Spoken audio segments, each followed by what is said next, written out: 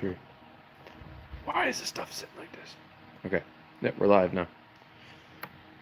We got enough power for a while? Yeah, we're at 83%. Well, good morning, everybody. Welcome back to the channel. Welcome back to Craig's Garage. We are doing a live stream. So if you're watching this off, that's why we did an intro. Sorry, I'm winding up my phone charger because I have no clue how long this is going to take. Waiting for people. Oh, we do got a thumbs up, though.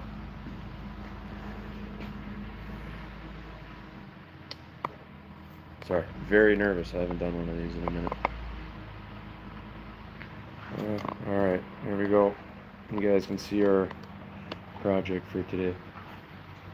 So, everybody that is here currently, which is one person, as it is uploaded for me, or people that are watching this after, if it uploads. We did our last live stream, and it never uploaded. I can't get it to upload at all, and it's super annoying. But today's project is pulling this guy apart. This is my 1970 455 Buick Big Block. It is blowing up. Again, for the third time. We've blown it up quite a bit. I want to actually pull this apart and see what killed it. I got some parts in here that I need to get out for the 455 that's in the Wildcat right now. Specifically, just my timing chain. Timing chains are pretty expensive sometimes, you know. It depends on where you get it, I guess, though, too. But the timing chain's brand new. It's only got like 2,000 miles on it, so we're gonna pull the timing chain out, and then we might as well just keep going and see what killed it. We had put this engine together, me and my buddy Jacob. We had done some work on this, and it threw itself apart again. To make that story a little bit better, we were doing burnouts. Yep, burnouts. It's an engine killer. A little bit of history about this here engine. It is the 1970 high compression SF Stant 455. Now these have a very small oil galley in them. These are notorious for oil starvation, and you know, it oil starves and it can't get enough oil to where it needs to be, and then it just slowly dies. And doing burnouts, oil pressure takes a bit more of a minute to get back up because you're going from an idle to your foot in it right away, and it takes a second for that pressure to build up, and you know, it'll hammer on shit. It's rough on stuff. So we're going to tear it back apart and figure out what we did wrong. Me and my buddy Jacob, as I just said, spent about, I think, the whole weekend getting this thing ripped down and then put back together. So it was definitely a long weekend. So we had actually slept here that night and then proceeded to put this all back together in an afternoon, and then we got it dropped back into the car that night, finished putting everything back together the next morning and got it running. It ran good. It held amazing oil pressure. And then it actually drove itself back to the shop, which was about a 45-minute drive. Got back here, we changed the oil, started it back up, we took it down the highway, got it up to about 80. And when we got off the highway, we turned and went back, and just it started to hammer itself and started knocking. And our first thought was piston slap, because we had changed out one of the pistons, and you know, it was one of the older pistons that this had factory, and just the whole process, we found out that it spun another bearing. So yeah, we're gonna start pulling this apart. So I have started it already a couple weeks ago. So the valve covers and oil pan are somewhat apart already, and then we're gonna really dig into it and see what's going on. So I don't know if you guys are ready, but I am now. So valve covers are off. I want the heads off of this too, because I want to get this block into the machine shop and actually get some work done to it.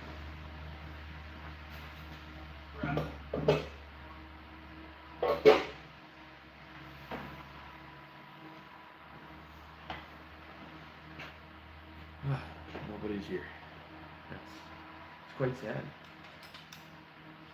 That is A-okay, because they can always come back and watch. I guess I'll give you time to prep. So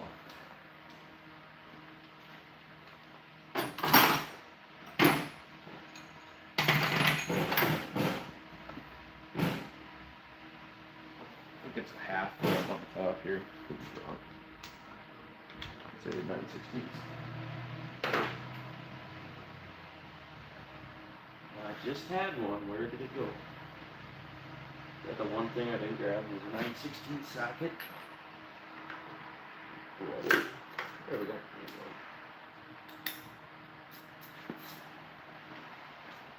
We'll start with the intake. We're going to work our way from the top down. I figured that would probably be the more easier part.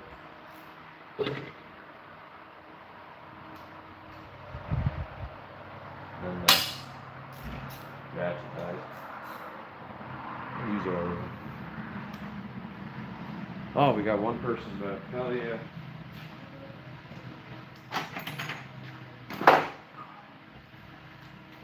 I'll do my best to have it where I'm able to see you guys. I got the brightness on my screen. In case anybody's talking, then I can see it a little bit better, hopefully.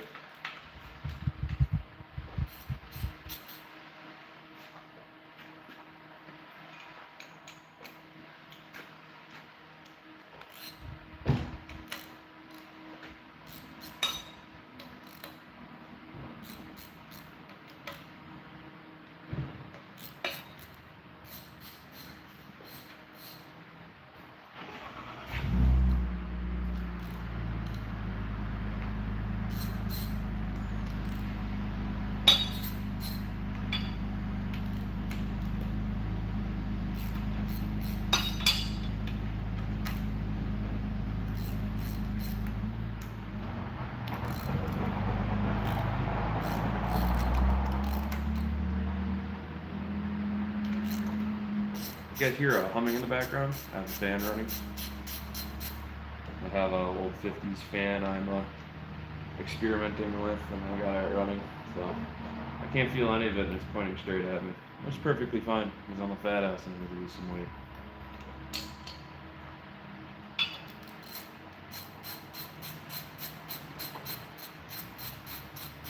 Oh, we're up to 2 people. Hello, person that have joined.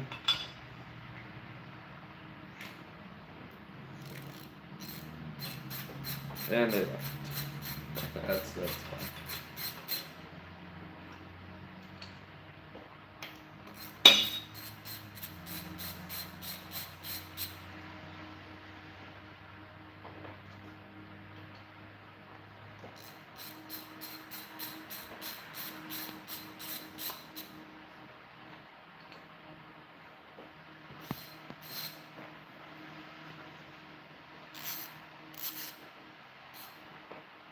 Oh, Parker's here. What's up, Parker?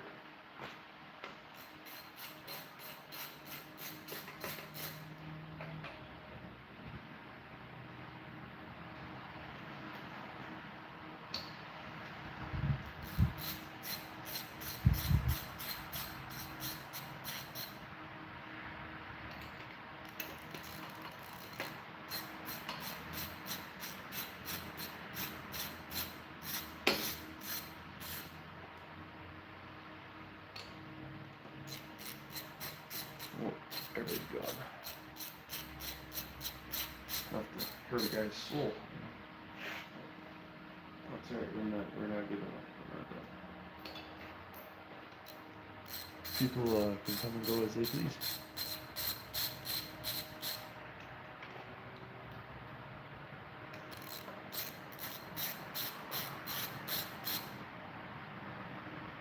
I think that's everything for the intake. I don't know if I got little bags around here. I shall return.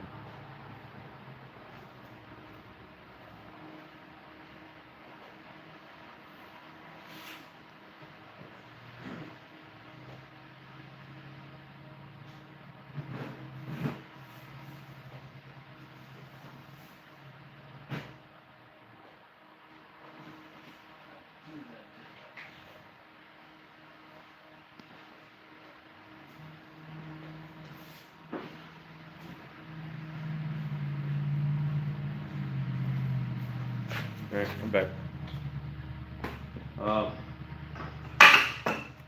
Alright, gravity is taking measures and pulling stuff away.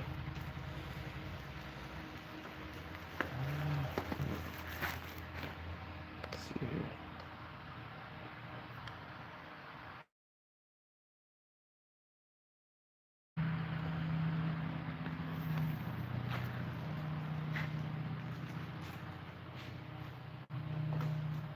taken the guest Wi-Fi off, so hopefully it'll stay rolling. Cause I don't know how laggy it is. Hopefully it stays going good.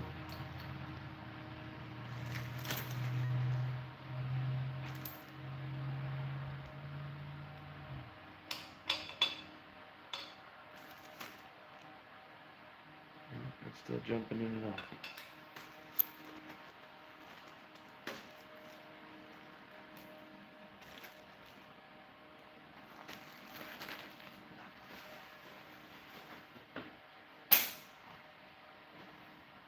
Okay, intake can come off. Let's see what this do. And we're gonna need something to help that as well.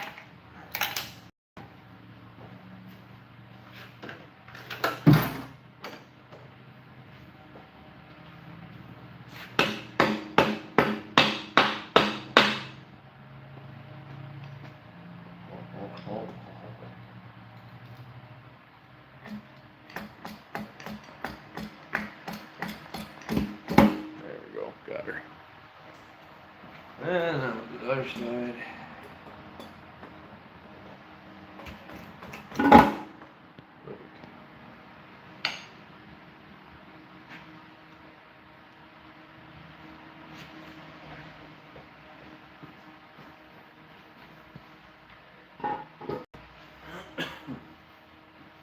Our Valley pan gasket looks good. It's brand new, so it should look pretty good.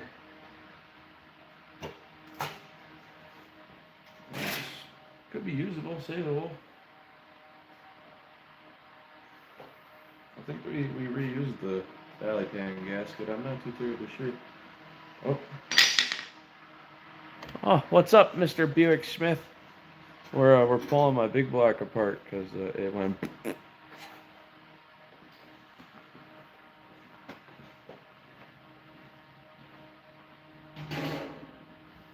That's that gasket. I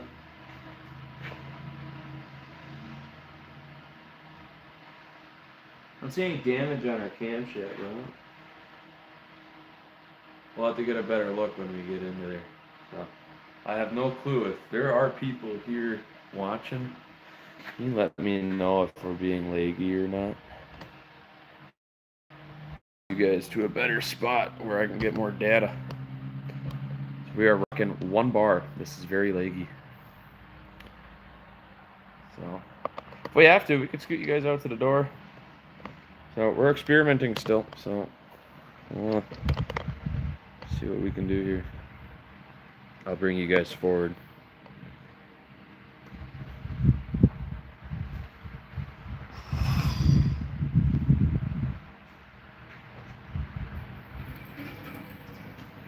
I need you to go the way I want you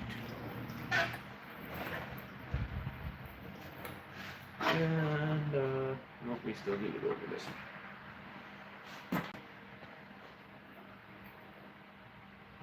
You think that'll work? Oh. If there are people that are capable of going into the messages, well, let me know if it's being leggy or not. I need to know. I want to make sure you guys get the best footage possible. So our next line of attack is our rocker arms.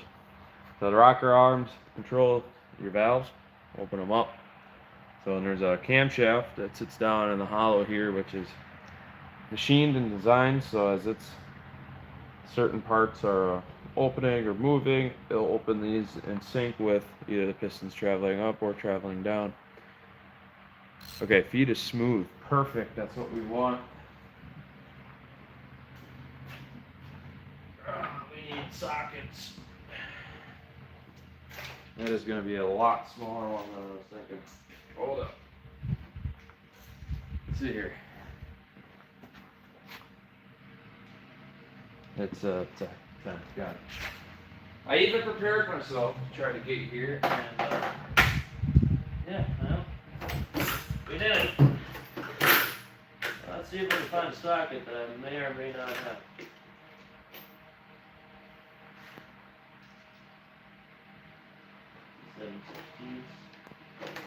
I think a 3/8 is the one that we are looking for. And guess what? It is the one that we are looking for. So, we're gonna break these loose slightly. Sure.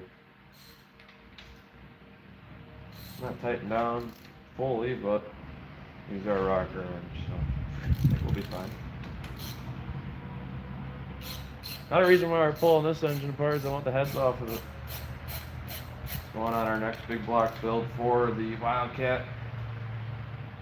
This is gonna be something. I'm looking at parts for it. Found a block that I want to get. So, and we're gonna build my vision for a big block before we go into full throttle mode. So it's gonna be standard 455 bore. And we're going to put flat top high compression pistons into it.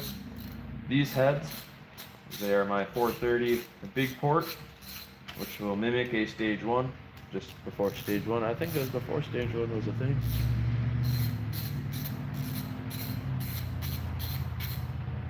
Oh, that's awesome. Yeah, there's a car show over at Winneconne going on today, and I wanted to go, but I promised myself I'd pull this engine apart because I need the parts out of it.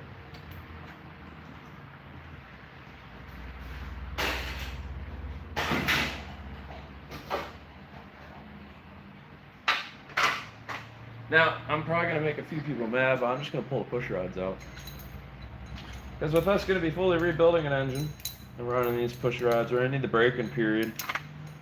So I just think that the push rods will come back around with whatever lifters I decide to put them back on.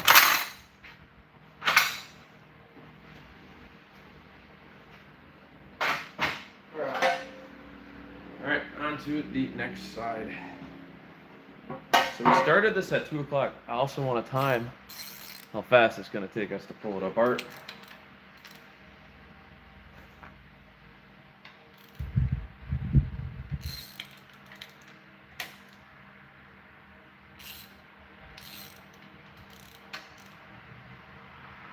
So we will have to keep one of the heads on. Well, put it back on at least. When we get to the point of taking the harmonic balancer off.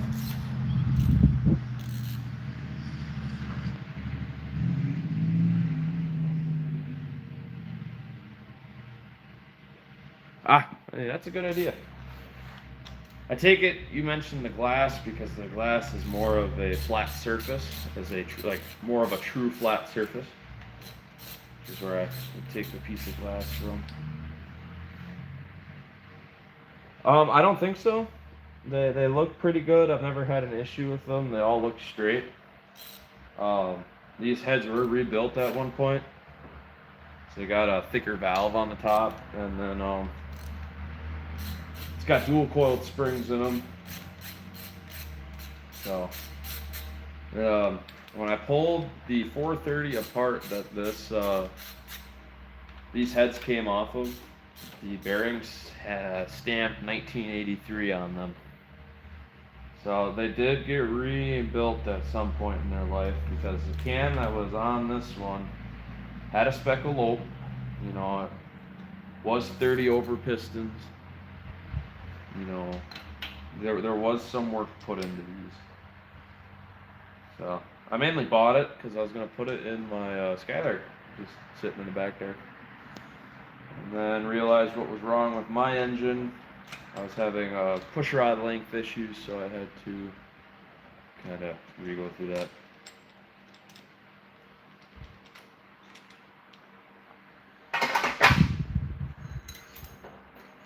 And these are brand new push rods.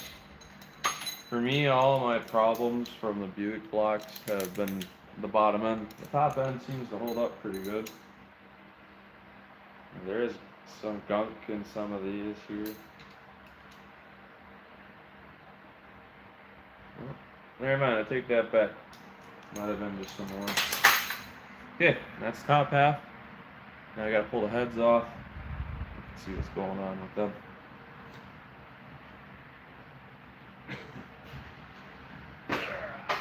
So, this is where ratchet comes in, which I have now misplaced because I'm an idiot. There it is. Found it. We're good. We're saved, everybody.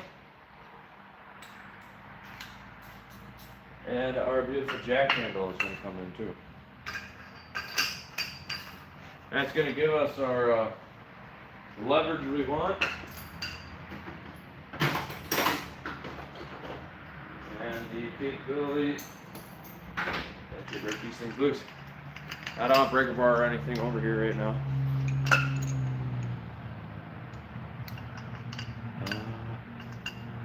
Yep. I think it's one of these sides. We put a plug into it when I first put it together, and that because when they casted the block, which you probably more than likely already know, they only had one hole to feed the heads.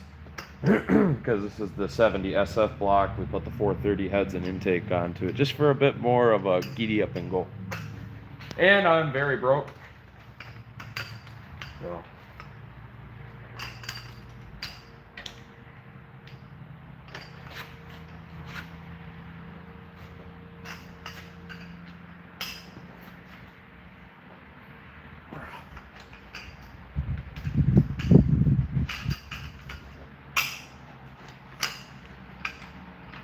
And we will also be plugging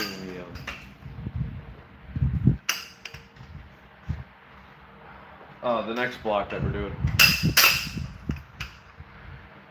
So, I think this block was just a big old learning curve for me to not do certain things to it. Oh, we are about 6 people sitting there for a minute. That was awesome. We do one head at a time. I did drain the water out of here. Did, and then we all know when you start to do stuff, it's also going to have more water somewhere in it. I need to get the exhaust manifolds off real quick.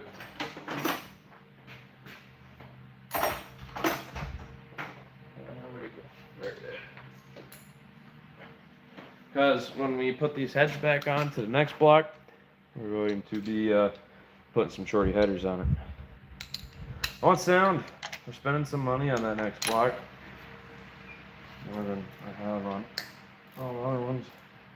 I'm turning that one the wrong way. Yeah. Got these manifolds on so many times in the past.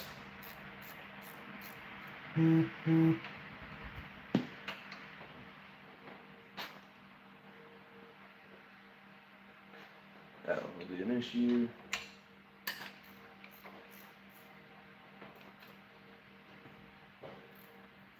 Got a bunch of you guys now.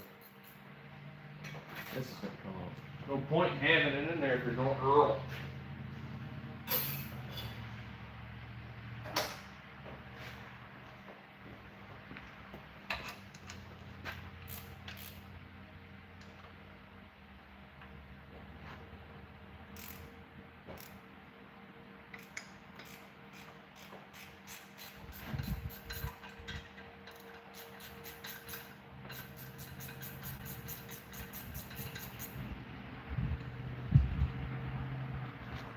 We'll hold on to this hardware, because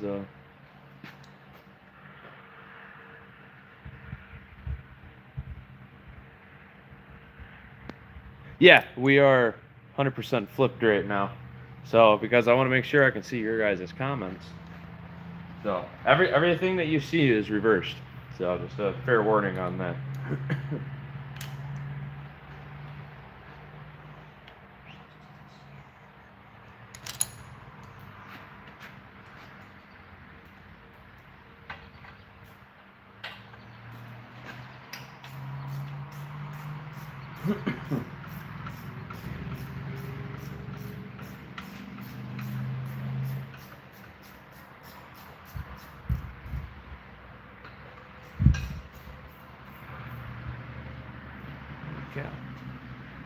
Yeah.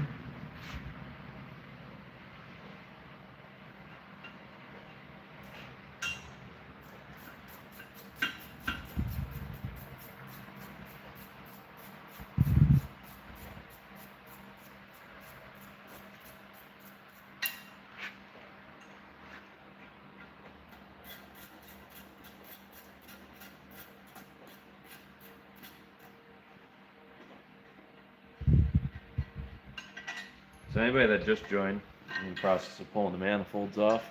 Then we're going to take this head off, see if we have any piston self-destruction. It was running on all 8 when it blew up. We did drive it back here.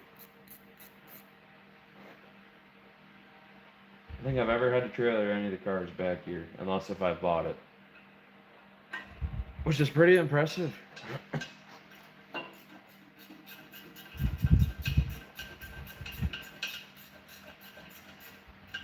Having the cast manifolds off too, that'll take some weight off of these heads. They are pretty heavy.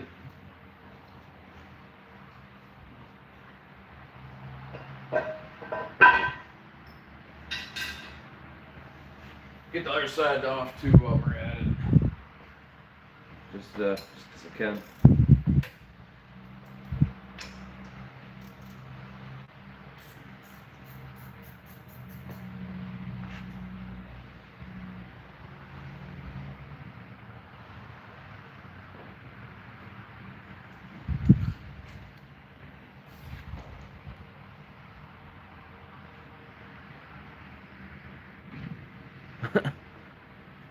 Experimental boat engine do you have there? I love that.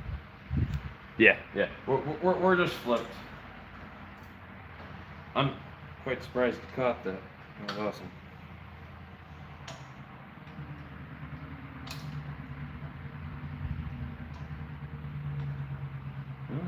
There we go.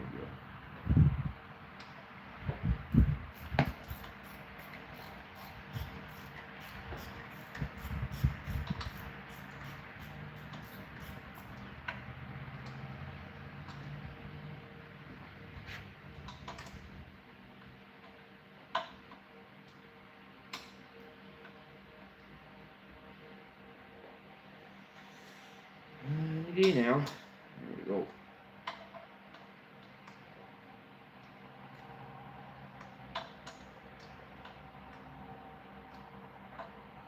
It's one of them ones that you can't get the socket section onto it.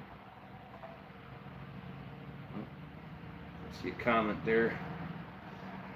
Hurry up, Bolt, I need to read this comment. Oh, get to the chopper, go.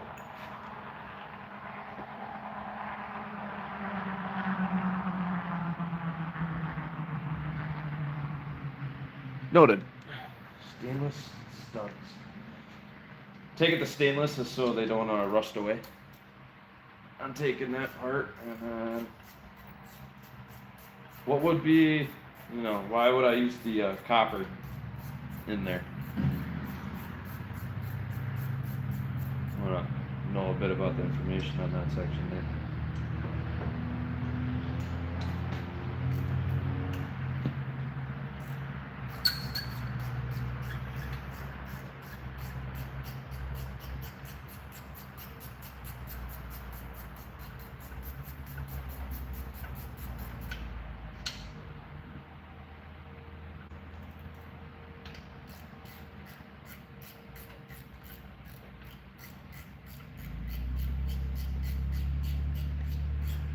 This thing, we're gonna have to be doing this next weekend too. What a shame.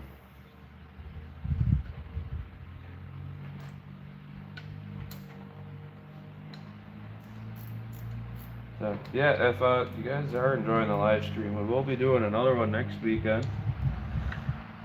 From start to finish of pulling the hood off of the car, pulling the engine out, pulling the engine completely apart. And then fixing everything it needs. The head gaskets don't allow enough water through idle, so I got to do my trick that I do to them to make it work. So then I can actually have a cooling car when I want it.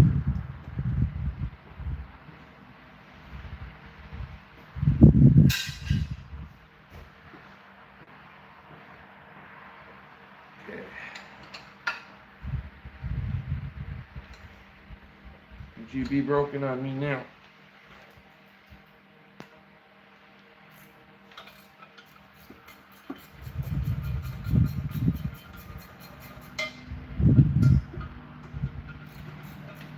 Oh. Alright, we got a comment back up. I do love my cast manifolds though.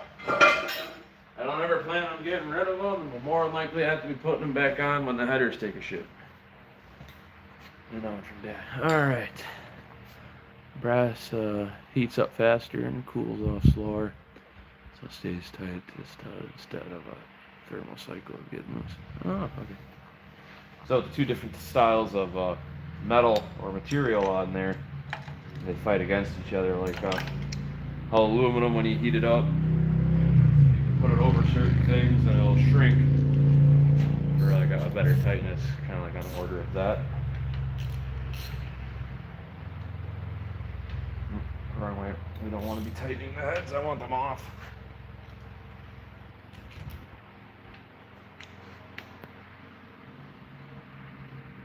I got them bags here. Put our hardware away. If you're putting an engine and pulling it apart, put stuff in bags. Write it down. Because if you got to walk away from it for a few weeks, you're going to forget where everything goes.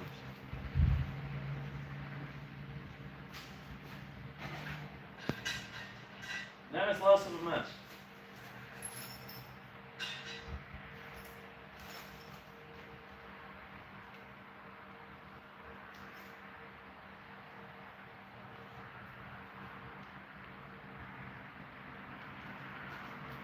Now the only downfall is you gotta get big coach. That will do, donkey. That will do. Sorry, the guy on Facebook I watch always says that.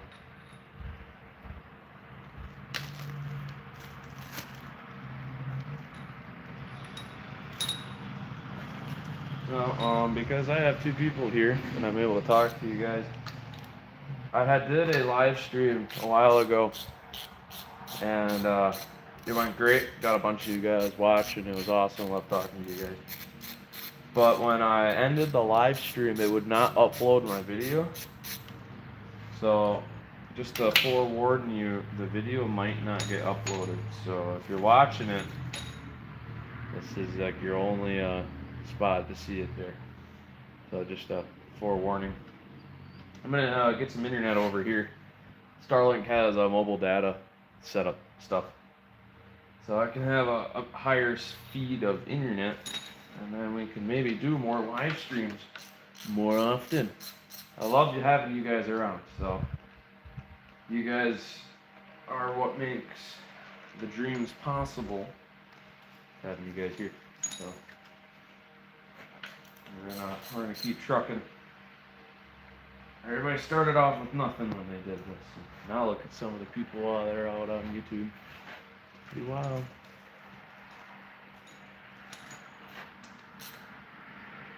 Oh, I never broke that one loose. Broke this one loose though. Screw it, we're using the power torque wrench.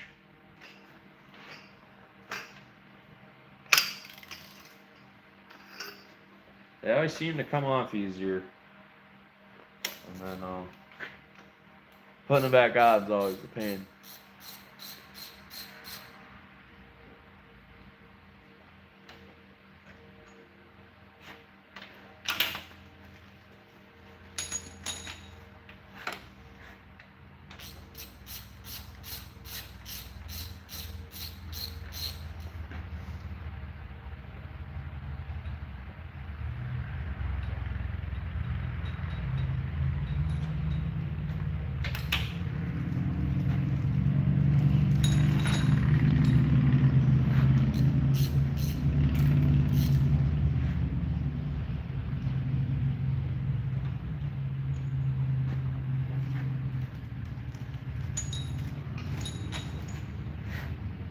One more, and then we can take these heads off, and then we'll get all that water rushing out. Side of one of the heads.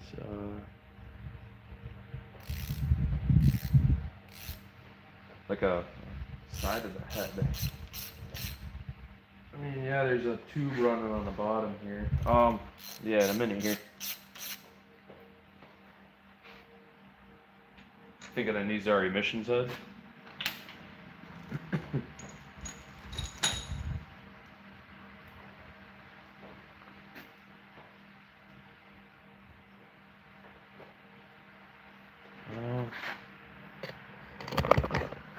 Alright, side of the head.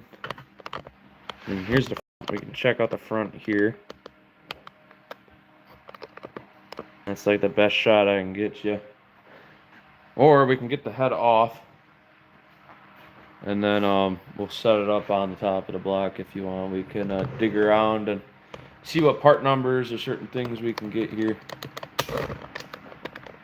So we'll get you guys sitting back up. Quit shaking now. Calm down. We get stuff moved and we'll get you up and in here, Mr. Smith. I'm gonna start calling you Smith. Mr. and Mrs. Smith. That's a good movie.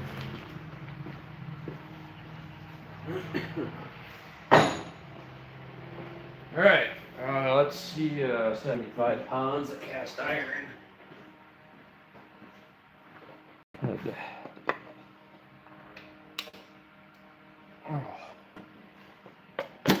Oh, almost dropped it. That would have been bad.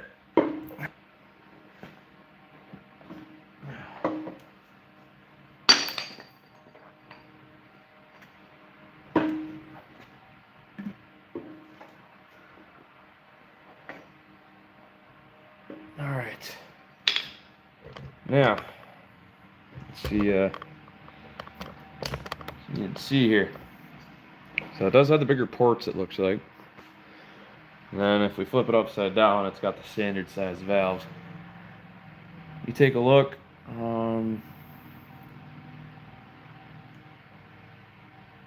Front, back, side. Yeah, that would be the sides. There's kind of a piece here. I'll grab something to drink. You take a look and see there. Just the three of us. And then once in a while, people will jump in and out.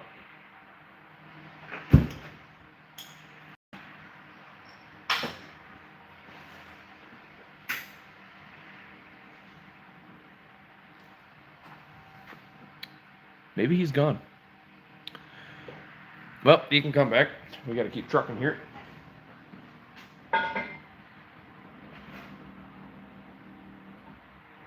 We'll set that back on the ground. So let's get you guys back up into the air here. Yeah. So these are our high compression pistons. Nothing looks self-destructed here. Now it does look like we have a few different styles of pistons. We got two that have some ribs in here. You guys can kind of see here. And then these ones in the crater are smooth. So, not too terribly sure what that is all about. I mean, this engine was thrown together by a dumbass, which is being me. Our head gasket fix here. So our standard.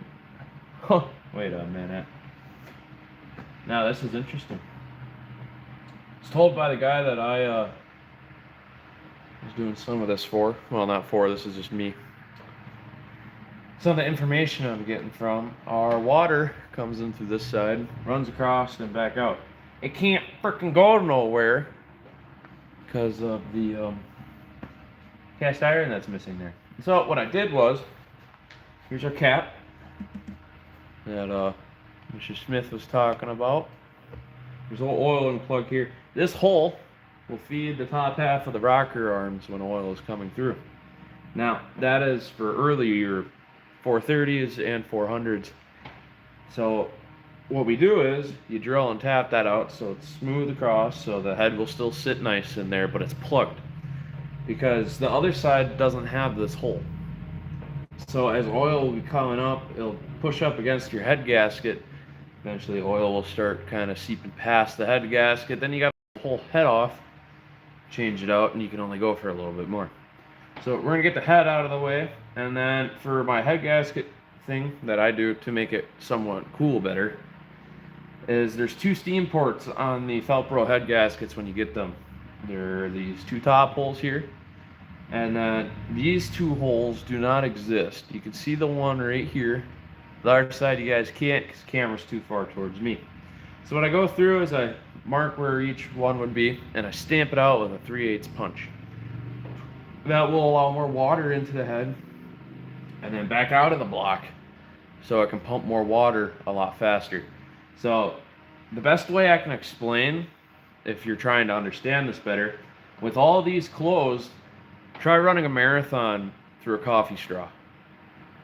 That the air going in and out when you're breathing, that's how the water's trying to escape. Can't go anywhere, but when you take it out, your coffee straw, and now you can breathe through your mouth or nose or whatever you choose to, and you can actually get more air, and air for the engine would be your water, can actually get out and get rid of your heat better. So the engine cooled really nice, because without a thermostat in here, we had our water pump, no thermostat. We had bigger pulleys, so we would have a bigger crank pulley and then a smaller pulley on the water pump. That'll spin it a lot faster. 4-row aluminum radiator and a straight flex fan into the fan shroud. It would still run at 180 and up. Now, to some people that is fine, but for me, that's still vapor locking. Still cause the engine to vapor lock if you come to an idle, and then it's going to trap a lot of the heat inside the block and it has nowhere to go. Doing this, like in the Skylark, I did it because I'm like, oh, they never put any holes, so I took a drill bit to the heads and they didn't leak. We've kind of upgraded to stamps. It would run at 170 with a 160 thermostat and about 90-degree weather. I could sit there all day and it'd run fine. So we're gonna hop over to the other side and see what other damage has been done, which is none so far. I just gotta get the giant head out of the way. Oh, we got a comment. Hold on.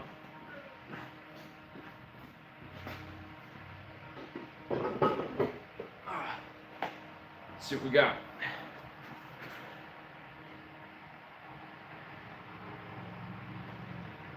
All right, the cast numbers, I take the numbers would be the ones that would sit up on top here. 3,400, 348.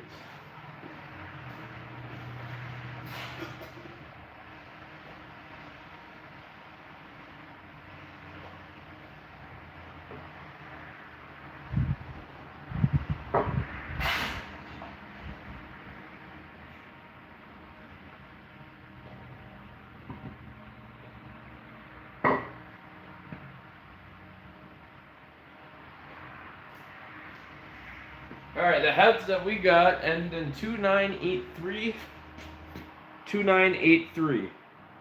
So if you can do a bit of research on there, see what you come up with there, Mr. Smith.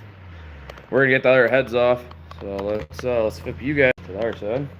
Which means it's drag you around and you can see my disgusting face. Hold up. My extension cord ain't that long. Hey, there's my Wildcat. Come on, work with me there. Thank you. I don't have the power of editing here. So here's our other head. Alright, we're not shaking anymore, I promise. Not for a while.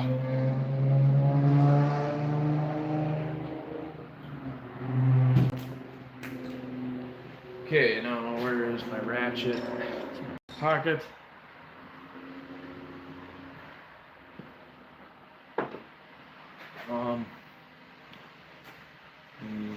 Here.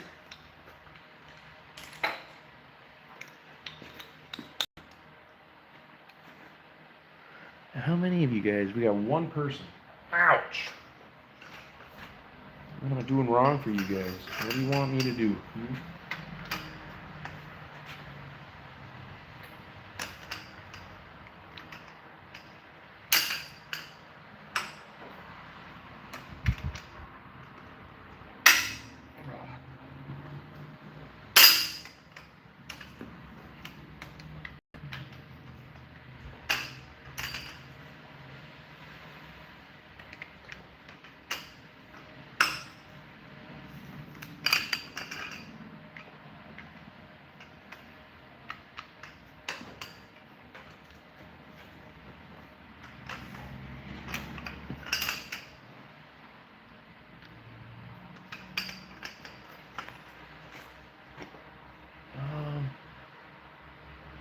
Yeah, well, I don't have, well, all right, let me explain this a bit here. I don't have a breaker bar here, so I got a broken socket wrench that we got on here, and I'm just sticking the jack handle under there to help me out a little bit here. See, I don't have everything here, and I thought I did. And sometimes you got to use what you got. And it works pretty good. I get more leverage than just the torque wrench I got here.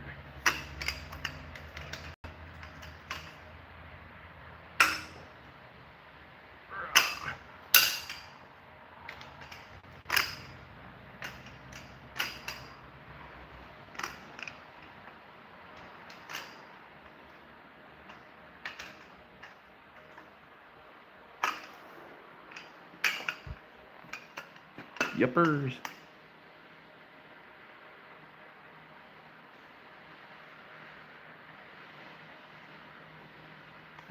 We're gonna have to I'll shoot you a message there, Mr. Smith, and we can dig around on here. Now, is that the part number that I had listed off, or was that the part number you listed off? I mean by part number, the cast number, my bad.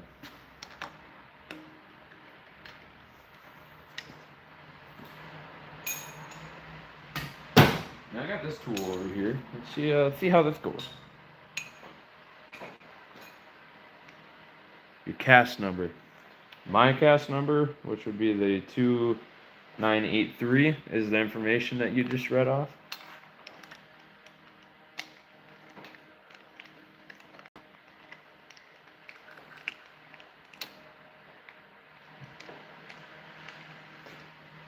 Yes. Oh, all right. Looks like we're running these heads.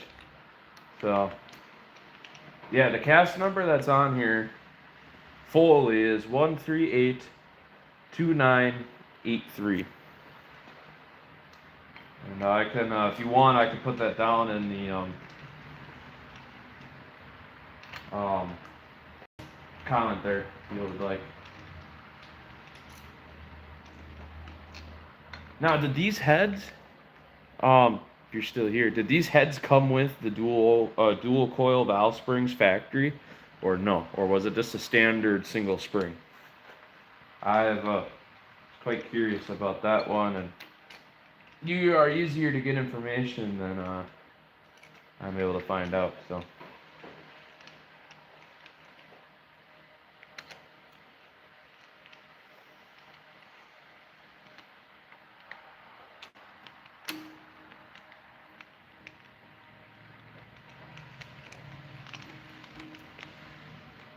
All right, baggie time. I need a baggie.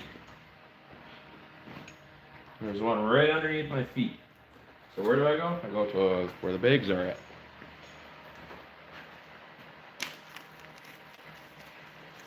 We're staying consistent. I got 2 of you guys watching. It's perfectly fine.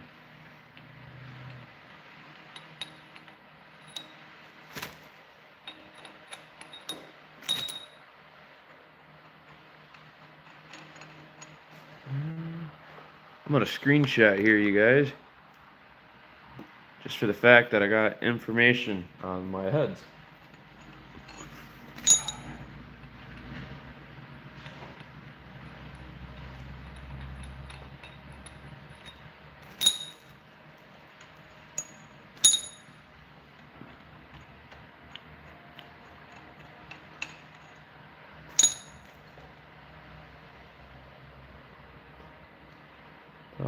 Oh, we got 8 of you guys. If how's everybody's days going?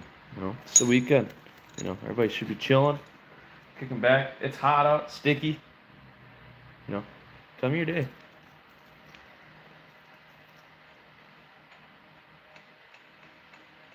Intake right here. Yeah. There is some material missing up in there. So, but we're gonna full send because it is poor man's build.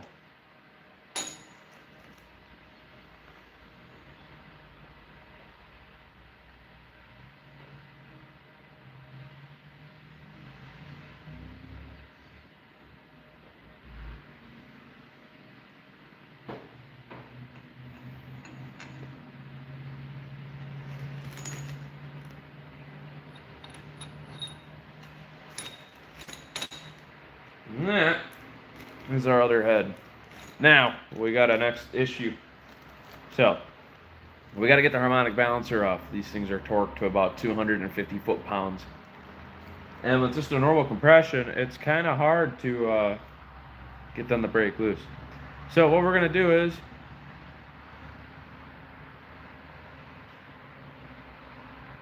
okay, noted, because my SF heads have dual coiled valve springs, and that engine I don't think has ever been pulled apart, because it was blowing up at some point because the actual pistons started to crumble apart when I took them out, which is, I think, an issue of why this one died, which is why we'll find out when we take the heads off. So, but to get the balancer off, we're going to pull our heads off. We're going to leave our bolts here. And then we're going to stick a rag into one of the cylinders. And then we're going to start turning the engine over. As it starts to turn over, it's going to compress that rag inside of the head. And it'll create enough of interference that it will break that bolt loose. But we will not damage anything in the head. So that's a trick I learned from my dad. And I take it a lot of other people know the trick. You know, it's one of the things that are just passed along throughout generations. So, here's our other beautiful big port head. Now, I'm setting them up on, I left the China walls in here, so nothing's really getting scratched up or dinged. Now, we have another piston in here, which is really pitted. That doesn't have the same pattern that the other pistons have. So I still don't know if that was an issue. I can see that our head gasket is the same on this side. I'm gonna have the heads and the block here, so when we pull the later year block out of the Wildcat, anybody that wants to see it, there's a glimpse of the Wildcat. I want to look over everything.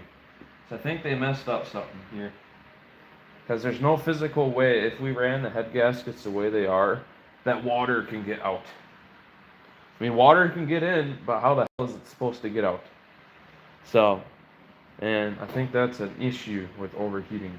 I see it quite a bit online. I'd like the engine to run cool. That's going to keep everything nice and cold, and also reduce your vapor locking. Now that is just my take in for that. That's how I like it. You know, now we're gonna get this harmonic balancer off so we can get the cam and everything up. So we're gonna leave the head here. I'm gonna put my head gasket somewhere. I'm gonna grab this one too.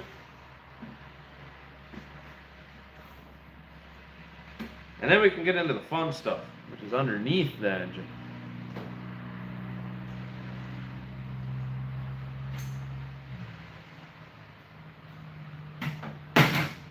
Now let's grab ourselves a rag.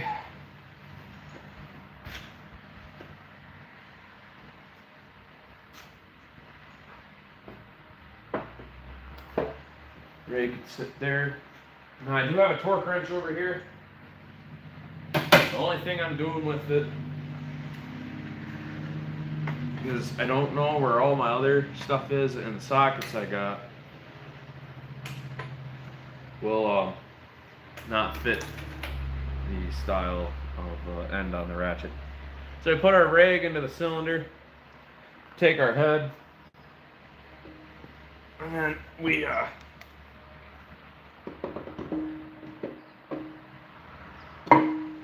set it back in. You can take one individual bolt or two. We're going to go right over the cylinder. Now I'm going to go cross length.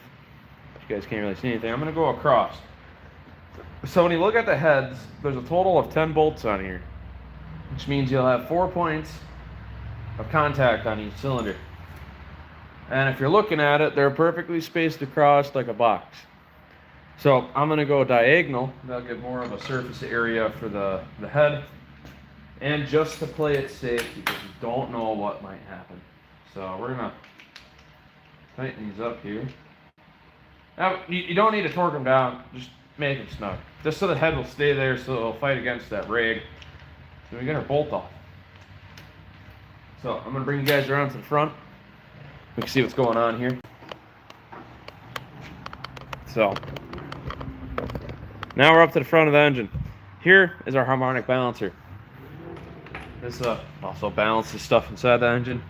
The one bolt I got on it is a 1 1/8 bolt. So now we go into our loosening mode. Just start turning. Oh, now we have interference fighting up against us. Engine stopped turning over. Holy crap. Oh. I don't have the arm strength to do this.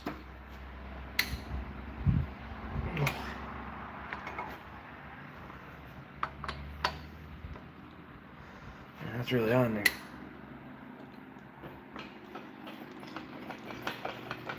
Oh. All right, we have issue number 1.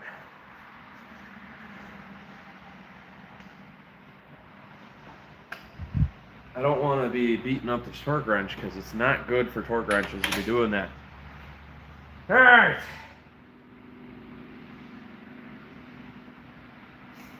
I need that bolt off. The problem now is that we can't get the bolt off. We're at a dead end here right now, you guys. So, what do we do?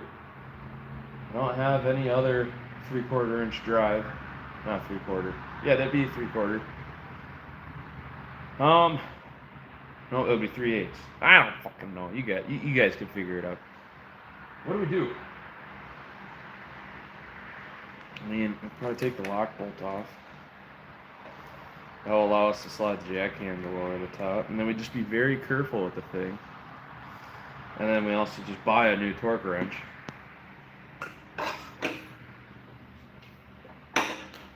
Because it's eons old. Now I'm going to tighten this torque wrench up, actually. As high as it will go. Hopefully that will reduce the what's the fancy term I'm looking for? Chances of uncalibrating it.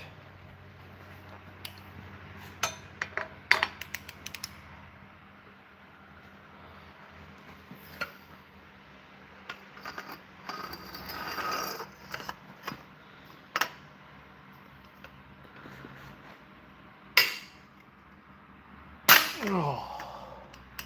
Did I get it or did I just break it? I think we got it. That was a hefty one. So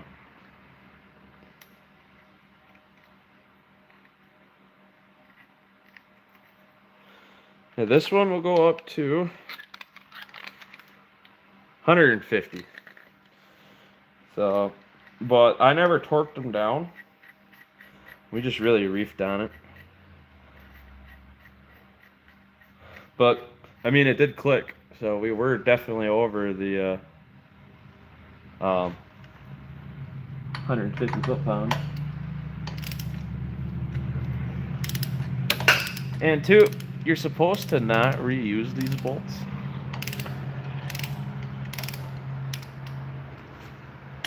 Why? Because you're putting a lot of torque through.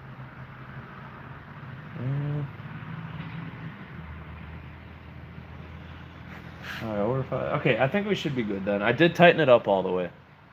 Just because, something told me to. Now, we're going to get lucky and we'll just slide over. Oh, yeah.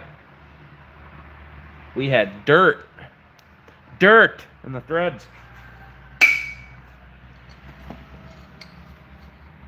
Oh, yeah, we got lucky. Look at that. That's what happens when you oil stuff, when you put it on. Alright, now we're back in business, you guys. We can start cooking with gas. Now we can take our head back off. And then make happiness a little bit better. So let's get you guys a little bit higher up here so I ain't crouching down.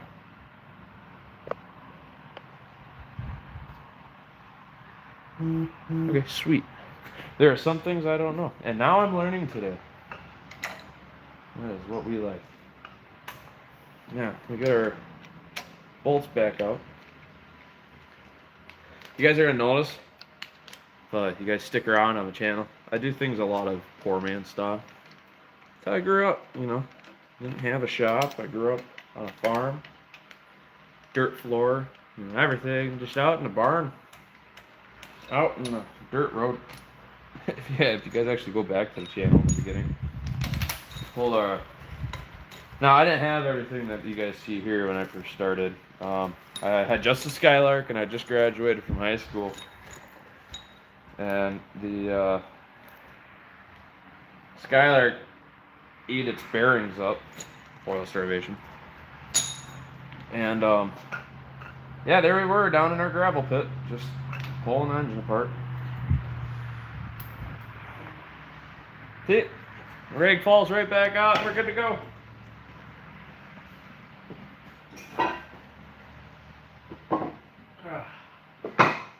Perfect. Now we can get to the more calculated stuff. The more heavier shits off. We need to pull our timing cover off now. I'm going to leave the oil filter on there because there's no point in taking it off. Can you guys see everything? Yes, you guys can. So let's start getting it off. These are going to be 1/2 and 7/16 bolts. At least most of the time they will be. Yeah.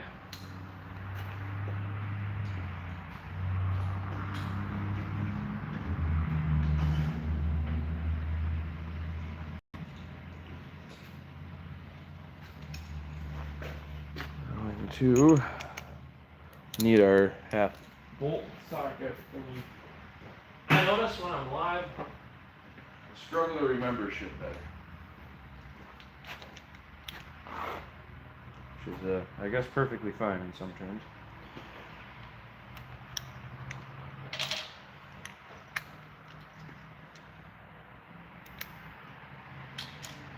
Now, when we pulled the engine apart, we never took the timing cover off.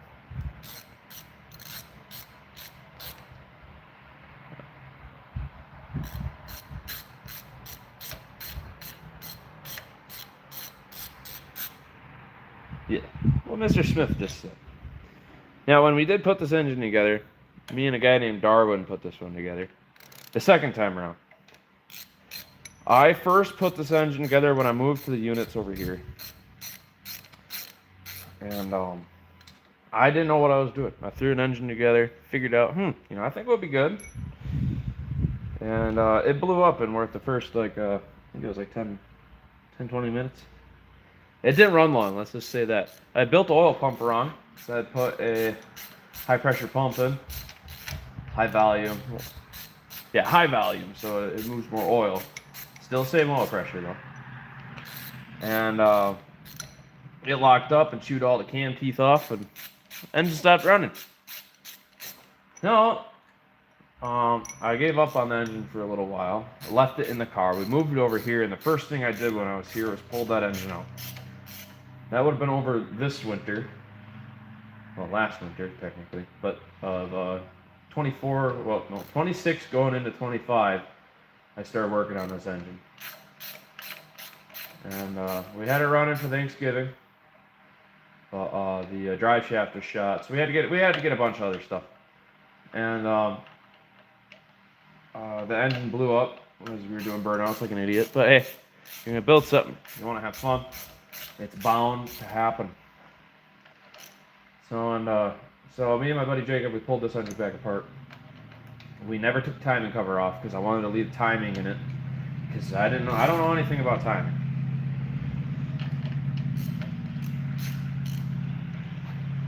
Timing is kind of something we'll be figuring out next weekend. But when we put it together, we put a bunch of assembly lube and sealer to the bolts because they go straight into the water jackets. So just had to play her safe for a little while. It's like we were leaking at some point over here. And once, I'm not too terribly sure. This one had the factory rope seal in it. We never switched it over to neoprene. That's where my oil leak, I'm betting, was. These rope seals suck. It's not raising Weber.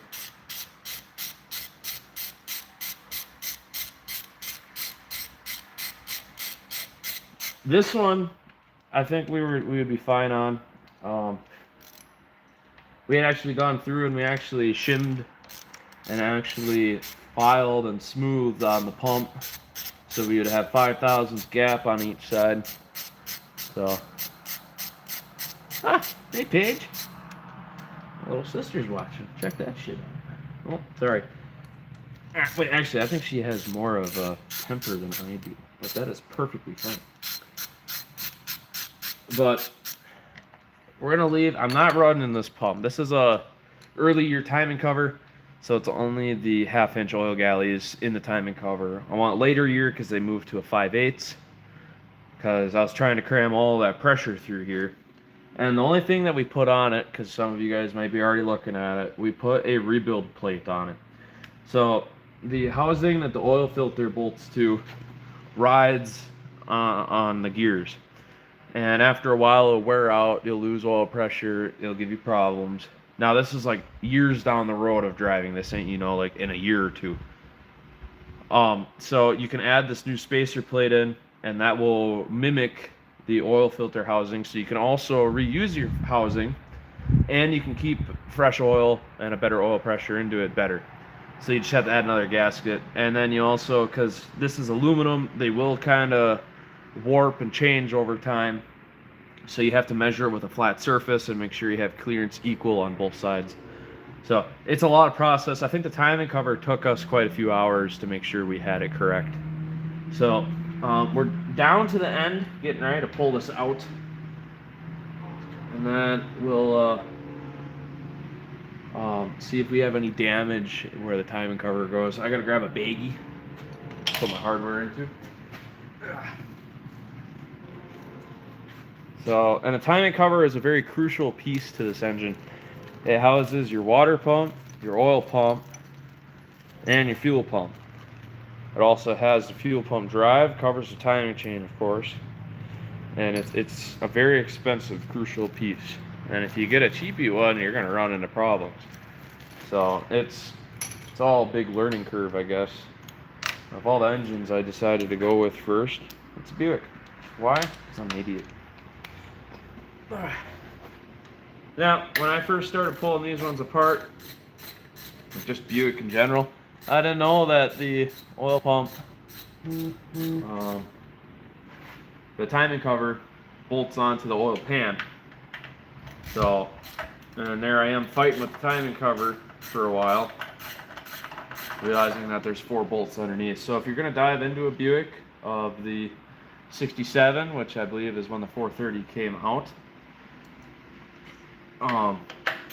they had that set up. Now I don't know about the nail heads. I think the nail heads are the same.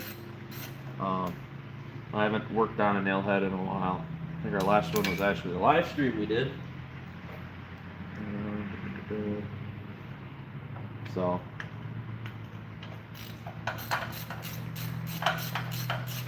alright, looks like they're all half for bolts. Looks like the water pump is 7/16. So I did see that I had gotten a comment from Mr. Smith there.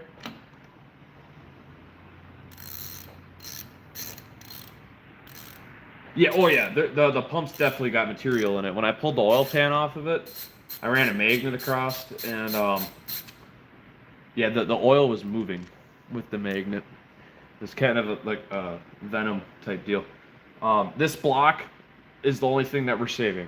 The block, and then I'm going to run aluminum heads on it, of course. So this block will be sent to a shop. It's going to get 30 over, cleaned out, and then we're going to buy the TA Performance high volume pump, timing cover itself. So it's got a pre-built pump onto it that's filled with petroleum gel, and then I won't have any issues of having to deal with the pump. So in theory, it should be already built and good to go. So then all I have to do is put it on, put a filter on, put oil into the engine, turn the key, and go. So the next build we're doing, I will be also getting a different timing cover. So this is the end of this timing cover and this pump. So it's just decorative now. I'm not doing anything with it. So I think we got everything off. I'm not too terribly sure. I have a feeling that the fuel pump is going to be fighting with us, so we'll have to pull that off. Now, I was told that the bolts for the fuel pump are different from the ones that house the timing cover onto the engine. So I'm going to put these bolts back onto the timing cover, but the pump will stay off. The pump is brand new. I will be adding that onto a different engine. This one's got a better diaphragm in it, with it being having the return. The return was there to keep fresh and cool fuel to the engine, so also help reduce your vapor locking. Well, if I want to be hammering on the block and it's trying to pump fuel back, it's going to starve for fuel. So what you usually do sometimes is you just cap off your small one, and then you just bolt up to the main one here, and then this is your transfer to the pump. The next engine that will be going into here, we're also going to add an electric fuel pump just to help with it. I'm not too terribly sure if the pump can sit there and just ride with the engine. So I do have a adapter cover, and we'll figure some stuff out for that.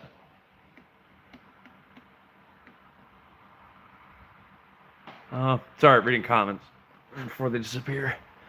No, all the factory big block cams had a 8-degree advance group into the cam to match the gears. Okay. Yeah, what I usually just did is just line the two up, and then we would set it to about 10 degrees advance, and then we would try to get 30 to a little bit over of that into the timing.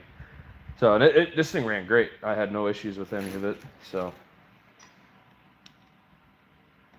every engine's different, even if they're built exactly the same.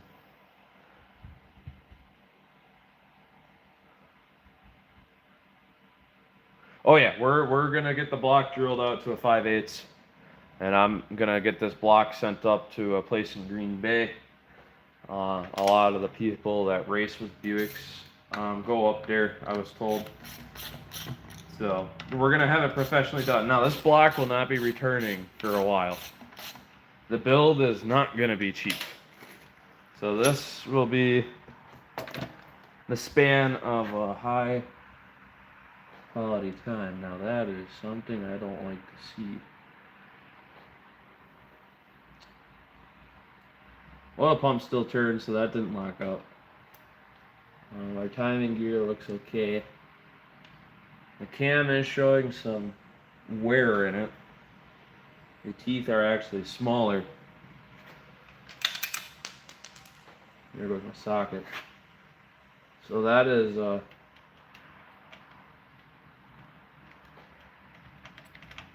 timing chain's a spec on the wear side.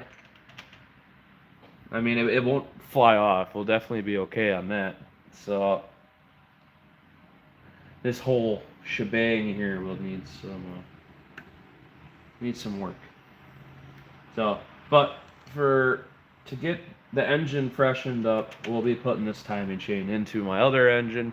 The engine that's in the Wildcat now is to just make it so I can enjoy the car.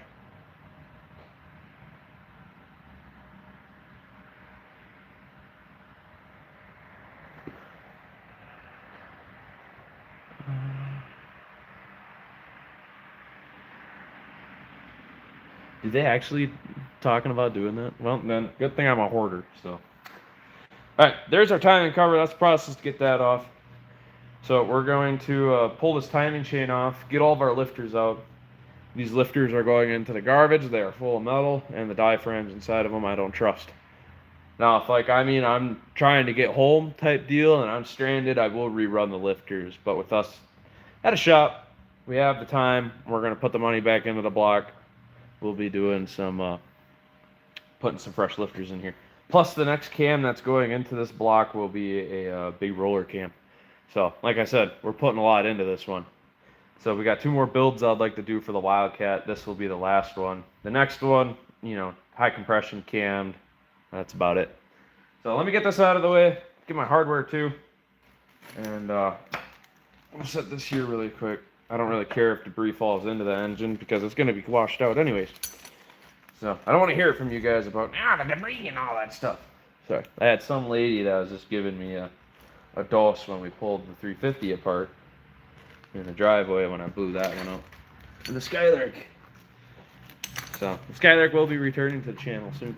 So stay tuned for that.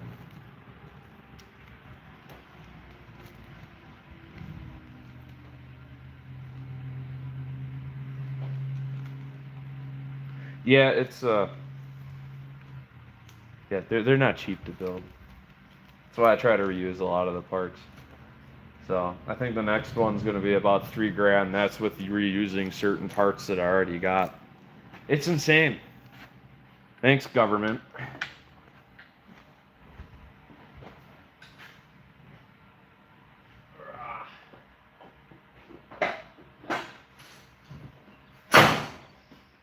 Okay. Now, can we get the timing chain off? Will that be an issue? And then we'll also see how loose it is. I mean, it didn't loosen up at all, which is good to know. So,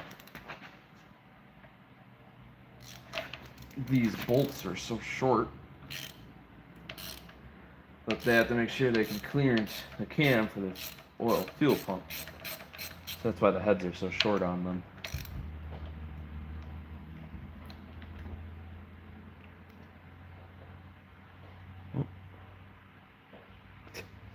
Yeah, I should just buy a Pontiac engine. I wouldn't have any of this. But with it being going into my Wildcat, I don't know if Pontiac made a mid-sump engine. With having the oil pump sitting in the back, it's more than likely to hit the steering shaft. And I don't want to be dealing with any of that right now. So, these two wheels can sit here. Here's our chain. Now, oh yeah. Bullseye, baby. Now, we're going to set these off to the side because I will be using them next weekend when we go to take the other engine apart. So, I'm going to move these, so I'll be right back.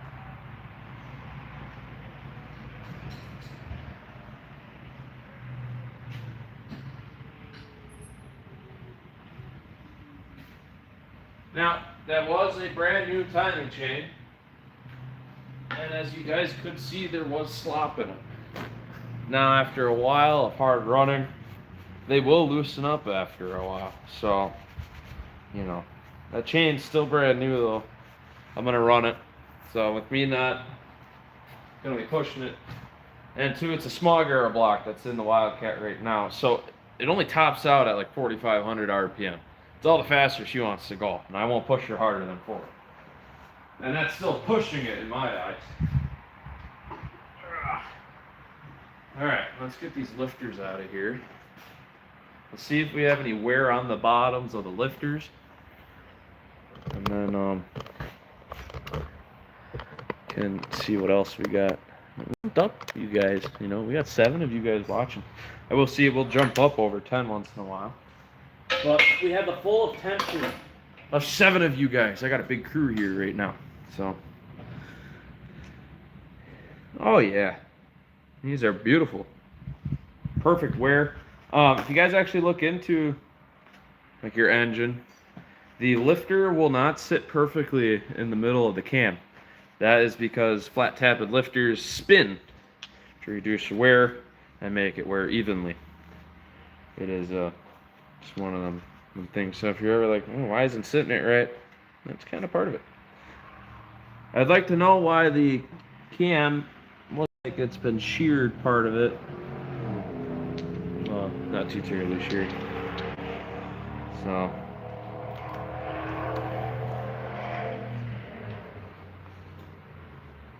Come on, you oily son of a what the fuck. There we go. I mean, if we really wanted to, we could reuse them, but just to play it safe, I'll spend an extra 100 and something bucks to get lifters than having to spend another few grand to rebuild an engine.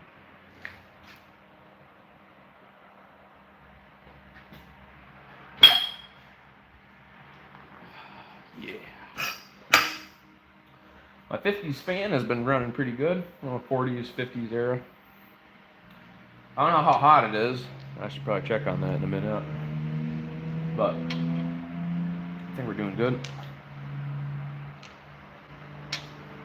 Yeah, perfect wear pattern on here. See, look at that beautiful wear. Now, if it was a kind of burnt, you'd see like a cone in it. That's an indication that it's not getting enough oil to that section of the engine.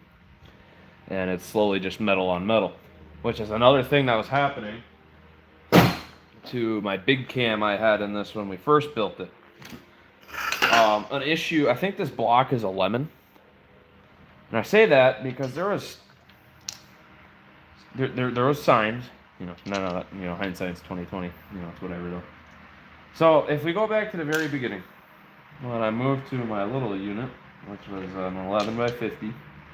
Now to build cars, that's a small unit. Now if it's just for storage, personal stuff, yeah, it's a big unit. We had ran into some stuff when we were pulling it apart. Cylinders 3 and 7. When we knocked the piston out, the keepers that the rings slide onto were hammered, smashed, destroyed, and I mean they were just falling off as the pistons were coming out. And it was not a pretty sight. So we did the right thing, we just honed the engine out. We never washed it, cooked it out or anything. And I think that's one of the few things that may have done it. They definitely hammered on the engine before I bought it. I only bought it because it's an SF stamp. And it was the only complete engine that I could find online because I was very short on cash at the time. And I wanted to build an engine. And I had a goal to meet. But with that, we think that something internally was plugged, which is another reason why it killed it. And, it was just one of them battles. It's a big learning curve, though. Starting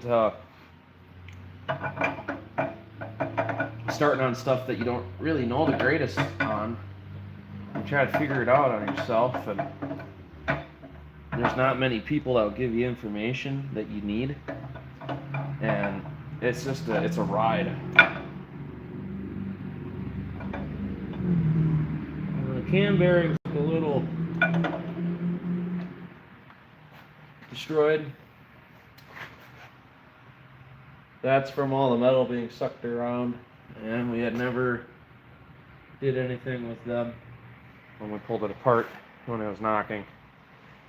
So we had put new ones in. You could feel the ridges. There's no sharp edges, but if you run your finger across it, you could feel all the ripples. So, but the cam itself looks okay. It could be used again. We know nothing about the cam. There's no manufacturer, like how on some cams they'll say Comps Cams Industries, stuff like that. There's nothing on this cam. Nothing about it. And this is a cam from the 80s. So, I'll put it off to the side. I can maybe send it in to get it ground and get new stuff put together on it. And we could make a really cool custom one-of-one cam, if somebody's dumb enough to try it. But yeah, we're definitely going to save the cam. It can definitely be reused. So when I build my next engine, we're going to get the TA Performance dual groove cam bearings. That'll allow more oil to go past underneath and into it. But I think those were designed to allow oil to pass through. But I think it's also for the oil galleys in certain spots. So there's a lot of information I still need to figure out about these engines. So we're going to get successful in building one just myself. Every engine I've put together has blown up internally. Now the head gaskets and top halves I've done quite a bit, and that holds up really nice. So we're going to flip the engine upside down now, and we're going to get these pistons and the crank out. So I'm going to go set this camshaft down into a nice spot. I'm going to leave some of the oil on it so it slows down on its rusting.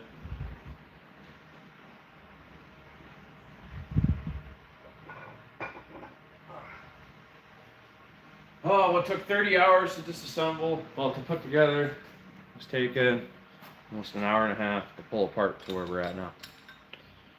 Depressing, I tell you. That would stay there. Just need to move back. I need my 5/8. I got a old head stud here where the engine gets locked into place. So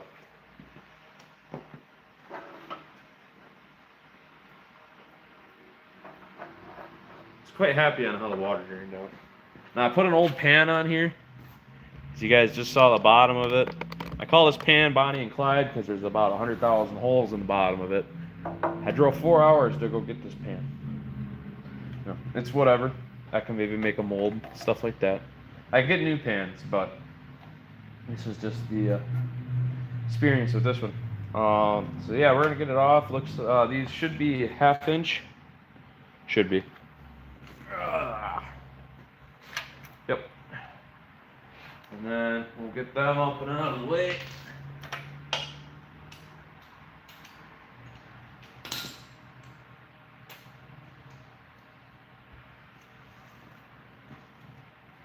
Because a lot of the stuff on here is still usable. We used the flywheel. We could probably save some of the connecting rods.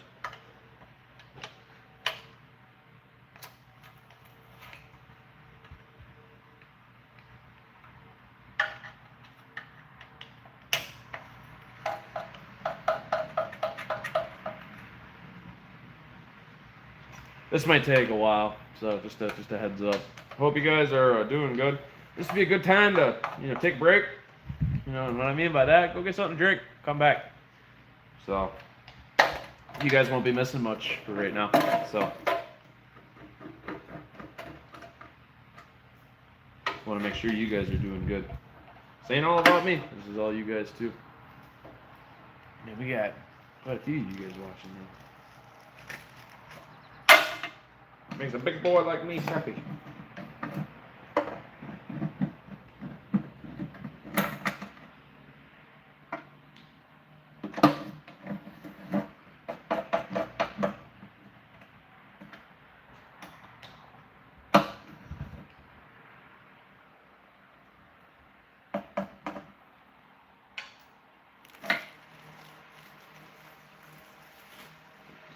I'm not writing anything on here. I have pulled these apart enough. I kind of know what everything's for.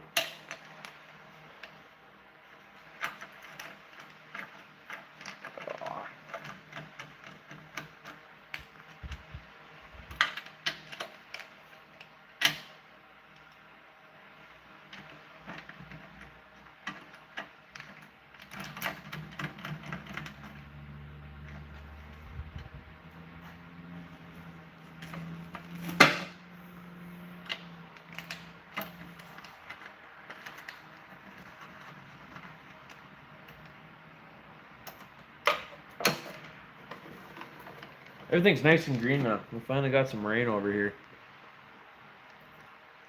And stuff doesn't look so dead.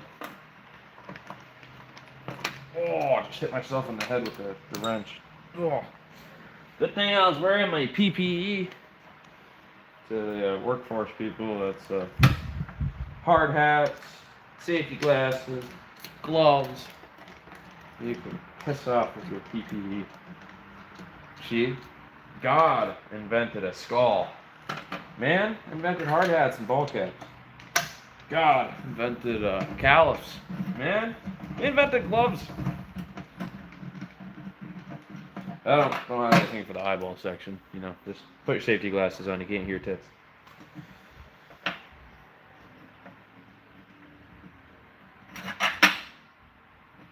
Alright, we're ready to see the carnage in the bottom end.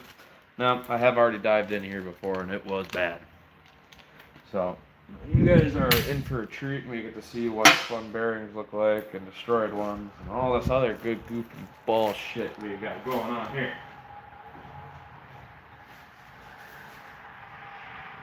Now, because I did have a couple people that were annoyed, or just confused on why I was using a piston to drive other pistons out, I've upgraded. I bought a hammer. So, yeah, alright, let's Let's see. Hopefully everybody's back by now. A lot of metal flake. So a good way to indicate if this is a early year block, your pickup tube, which this is a mid sump, it's in the middle. Non-mid sumps will come up, come to the rear. Your tube will be a heck of a lot smaller than your standard later year block.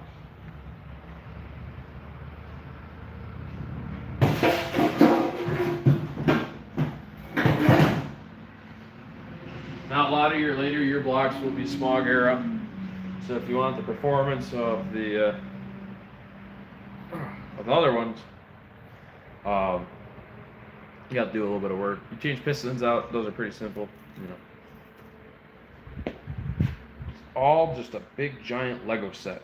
Legos look really weird.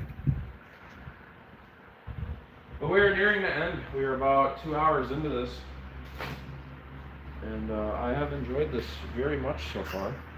This part will probably take quite a while, so I need to get a couple things to get the pickup tube off, and then the splash pan. I think it's a splash pan. I think that'd be the proper term for it. Probably wrong, please let me know.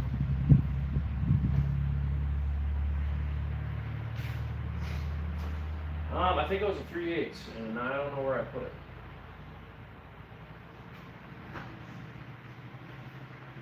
Or these are the 5/16. Those are smaller ones. These are 5/16.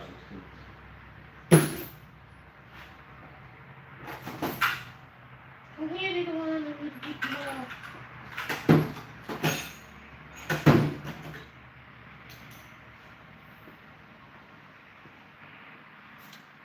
Third, it's 5/16, everybody.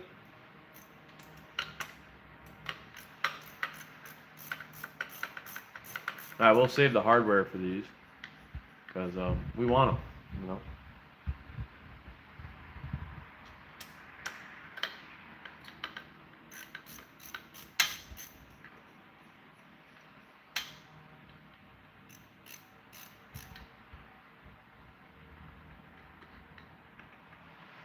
This pickup tube also looks like it was smacked at one point. Probably another reason why it wasn't running right. So I did notice with the pickup tube that I bought from TA Performance, I had dried the bottom of the pan back out, and I'm curious if we have enough sediment stuff in the bottom of the pan. I was sucking it back up, and with the bottom of the pan being slightly crunched, is also giving us problems on that.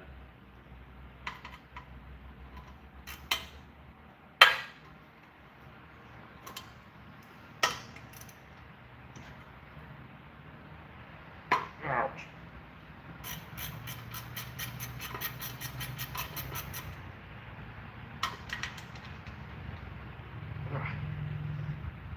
Oh.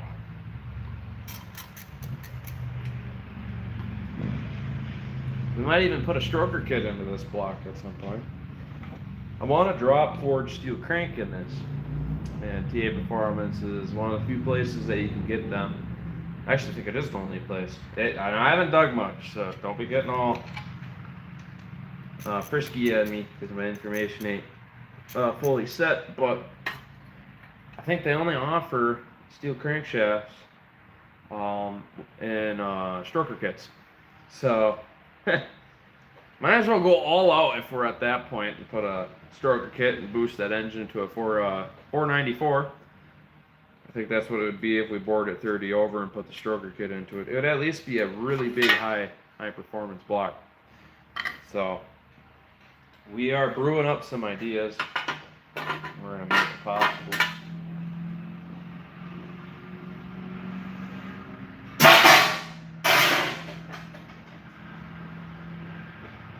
All right, now we can get pistons out. Then when pistons are done, we can get the crank out. Now, here's the next question. Do I have the correct end for these? It's going to be a problem if I don't. These are 12-point socket. I don't have 12 point. Well, I do, but I don't know if I have exactly the ones I need. So please hold. I try to find a 14 12 point or a 9/16 12 point.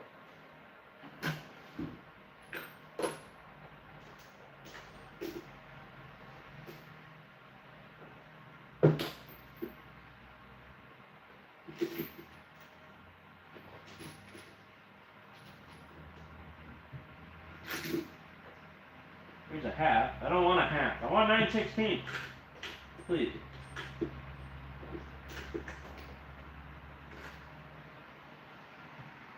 There's a 14/6 point. Now what I'm looking for though.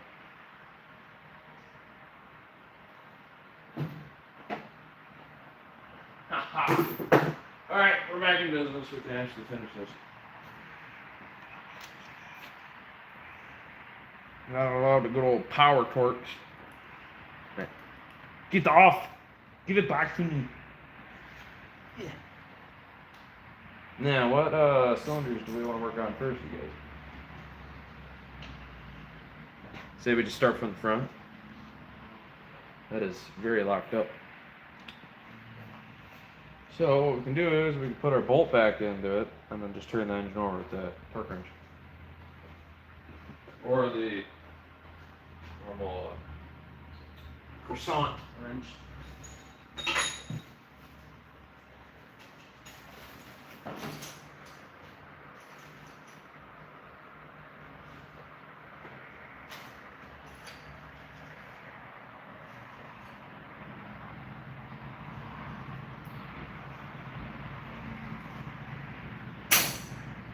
Okay. Can actually finish this up. Ooh. What the? All right, thank you. Splash Shield windage tray. Got it. What is the engine size and make? This is a Buick 455. It would be a 7.5 for liters. Cubic inch would be the 455. This is a 1970 block. It is an SF code. That would be a high compression, which would be the same amount as the Stage 1's made. So it'd have the 390 horse with 510 for torque. So now for 1970, that's a lot. So.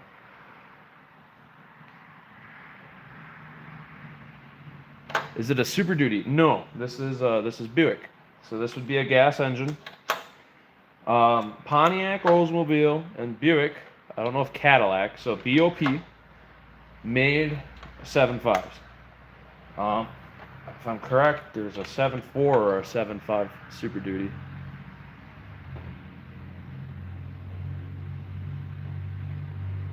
Yeah, I know.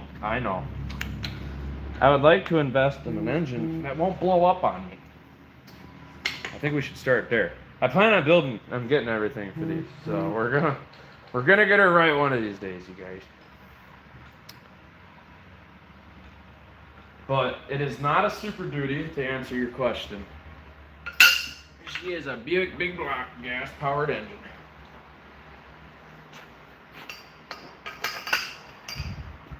I need my extension, which is on this guy.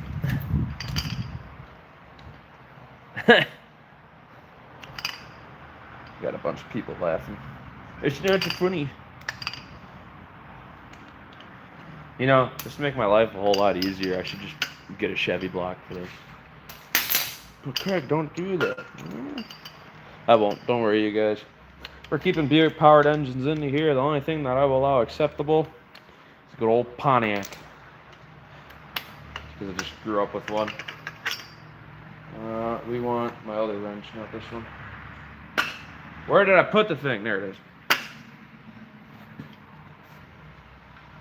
I don't want to be breaking stuff.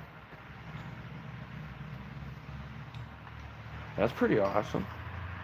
Yeah, I want to get into racing. I'd like to next year. So we got an alignment issue on the Wildcat. So I don't even know if I'm going to make it home because that's how bald the tire is.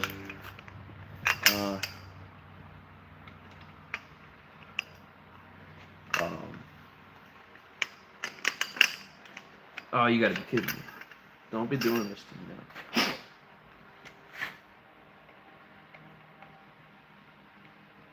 Is it that picky?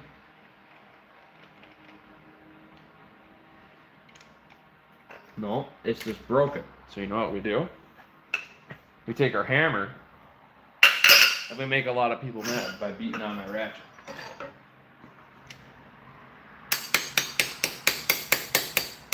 And eventually, one of these times, it's gonna bite into it.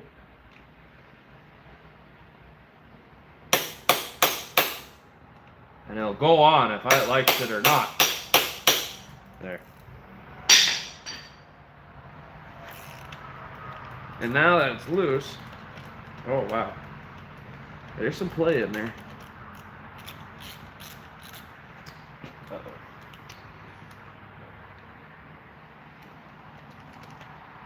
Uh-oh. Guys, it's keeping the socket. It's not playing nice. Alright, if we launch it off, it's only going to go one way.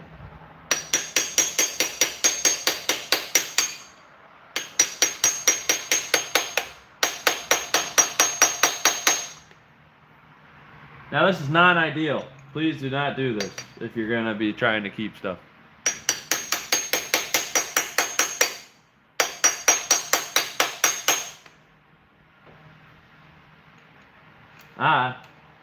Just a dumb idiot.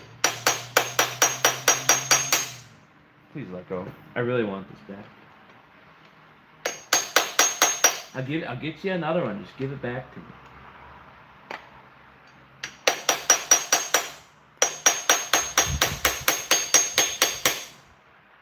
We're getting there, you guys.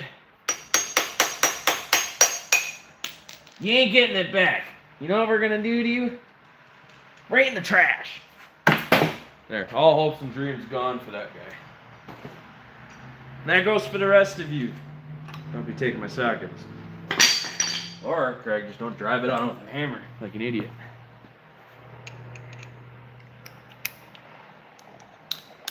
Alright, we got another comment. Hold up. You guys are important, so I gotta be able to keep an eye on you guys.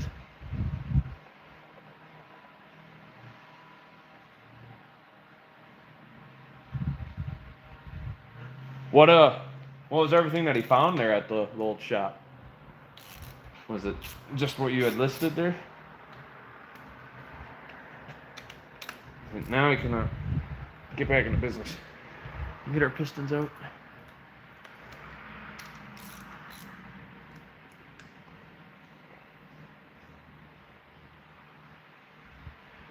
I will be getting all new hardware for the bottom end of the next block. We'll be going good old ARP. So when it blows itself up, it at least contains it somewhat. Alright. This bearing is still in good shape. Ooh. Ooh. Sorry, a nice Chevelle went through. Had to take a look at it. I can window shop you guys, alright? Just, you know, can't touch me. So the bearing looks good in this one. So this is cylinder number 1. You gotta get the piston out.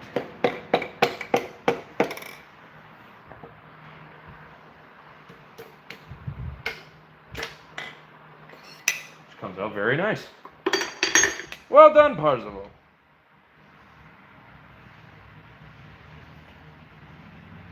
Piston looks okay. You know, nothing crazy.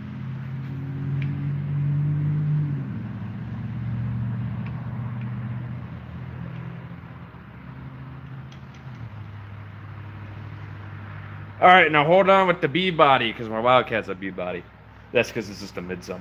But yeah, I plan on sticking with the Buicks and the good old Pontiacs. Heads, engine part, Corvette high rise. Oh hell yeah, man.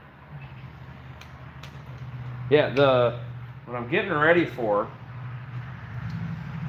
is the block I found is 73 and up, so it'll be a 5/8 oil galleys. And then I'm gonna find some rods. Usually the rods don't bend. Now that I say that, they will. Where'd my cat go? Here it is. So we're gonna do that, and then we're gonna do the flat top pistons, which would be, I'm hoping, a 10-to-1 or more. And then we're gonna run my big port heads, which are the now 69cc heads with bigger intake threaders. Somebody's calling me. Go away. I'm in a live stream. Leave me be. And I found a cam I want to get for it.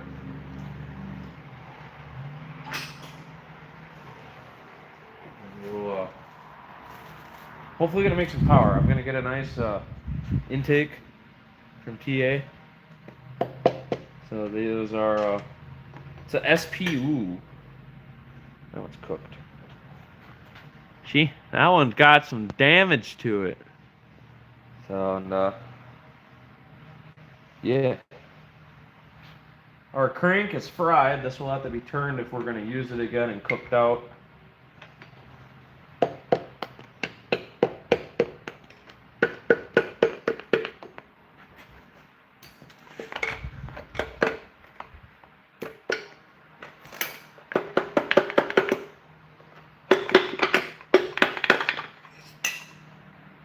And then here's the bottom of the bearing. It's actually wore enough you can see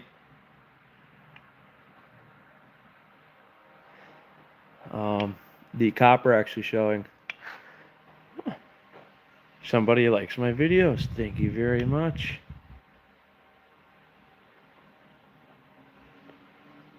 Double tap the screen to like the channel. Hell yeah. But yeah, it's actually the copper is showing. That's kind of cool, but also very sad at the same time. So the bearings that we put into it were wore. I didn't have a new set of bearings when me and my buddy put it together, and found out that Buick 364 nail head bearings would fit. And I think the thing that killed it, other than the amount of material that was still in the engine, was how wore out the bearings were. And they started doing a hammering thing to it, and they go out. So, yeah, that's the front two. And now we're gonna go on to the next one. Sets.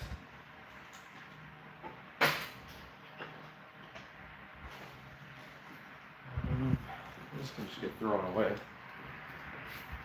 So now we're gonna rotate our engine back over and get cylinders 3 and 4 top dead.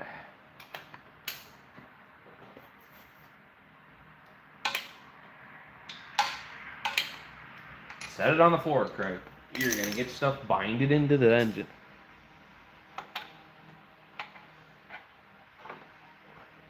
I don't want the engine to turn over. I want the pistons to turn, please. Ooh. I don't know, you guys. Getting a little sketchy on it. Let's get it tightened down, though.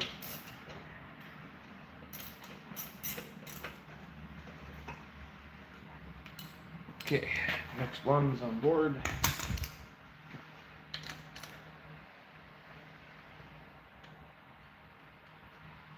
We're doing pretty good. We're only an hour and 50 minutes into it. And ooh, that's got some.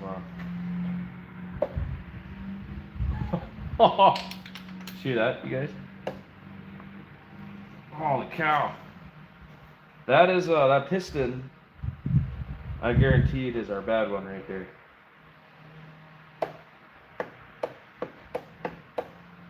Now we can tighten this guy back up.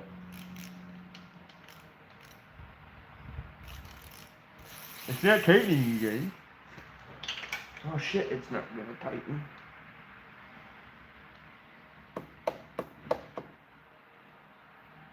Oh yeah, that is so that'll be passenger, so cylinder 3 went out again. So 1357.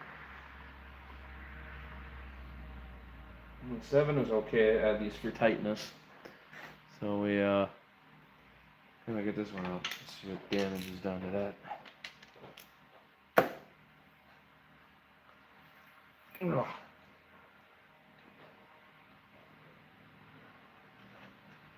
I guarantee it won't be pretty though.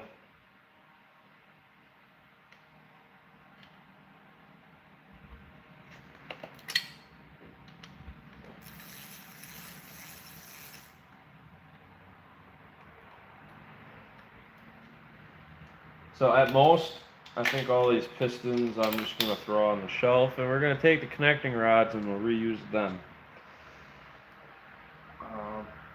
Just because connecting rods are pretty expensive, and these are pretty strong. We're only going to be trying to hit 450 horse, so I mean, you don't need it to go extremely overboard, but at least a budgetable processor. Whew. Holy shit. The bearing's gone.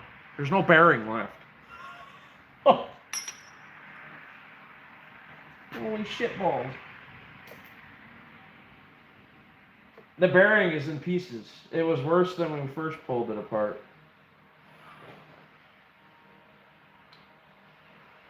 Alright, here's part of it. That is paper thin right there. So. Yeah. Oh, people are texting. Hold up. Let's see what you guys got. Oh, my boy. We have people spamming random stuff.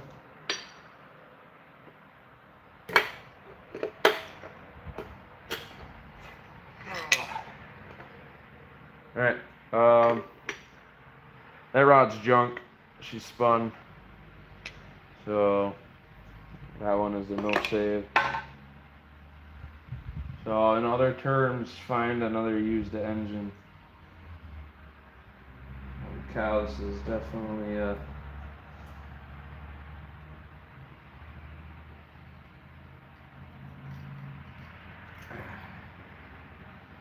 I'm having a bag. This is cool. I'm gonna throw the bearing into there. So this, yeah, this one's not happy. We'll get a set of connecting rods. I think across the two old engines, we can get some new connecting rods. Or we'll see how much a new old stock set is online. Might as well just spend a little extra money and get it beefed up.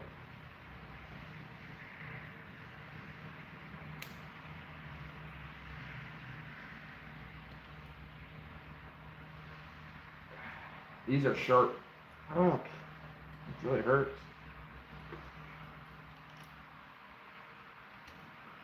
Alright. You can go there. You can also go there. And, sad motor. Very sad motor.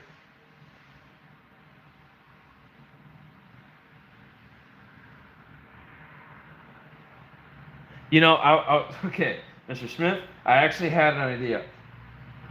Let me get this.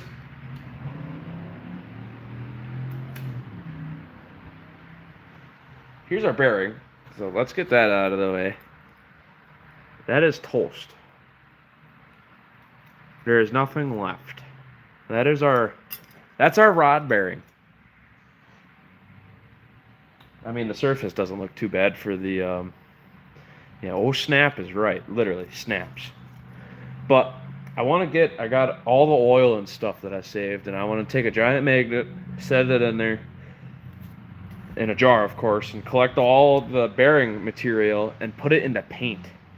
Super fine powdered metallic shavings, metallic paint. Take that one. See what you guys think of that. Yeah, that bearing's toast. The other half is in there. So, Sparkles is correct. That is cool-ish, sad as well. So I'm gonna throw this one off to the side. Let's see what the next piston looks like. This piston is toast. There's no bearing left in the rod container. You guys can see it's supposed to have cross hatching in there. And the cross hatching is now from the bearing spinning. So, yeah, that one's toast. But hey, you gotta learn from your mistakes. And yeah, I got too many mistakes to learn from. So, but it's a very good idea. I do like it with the whole metallic metal flake. All right, on the cylinder, I think this would be 4. 1 would be the front. 2, 3, 4. Yep. Okay, cylinder 4.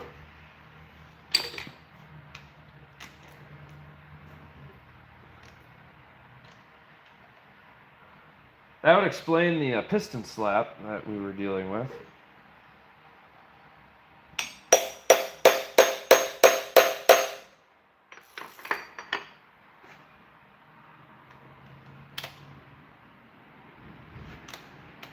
Now we're supposed to have a 9/16 on here, and with us using the 14, it's just a lot tighter of a fit. And these nuts have been used quite a bit, so they're gonna have imperfections to them now. Stuff like that, you know. It's just part of the process.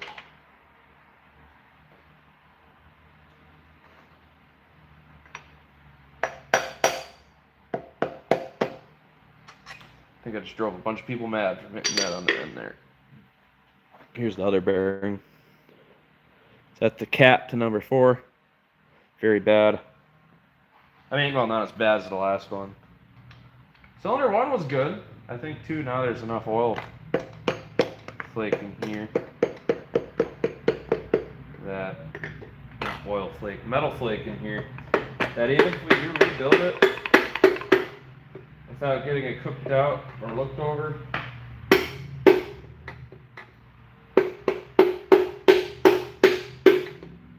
we would run into an issue. Now I just drove that piston too far out and it's caught. You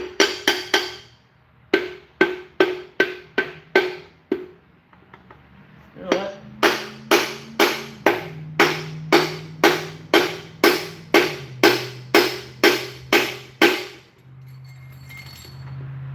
I'm not reusing anything that's in here, so me driving on it, I don't really truly care.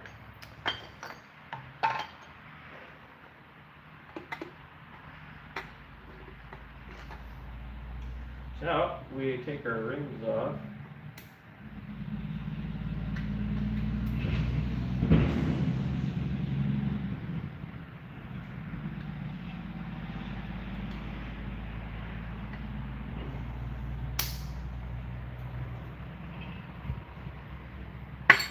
Which are now broken.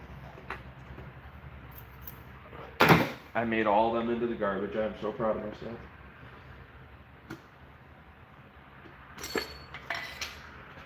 And other bearing is also toast.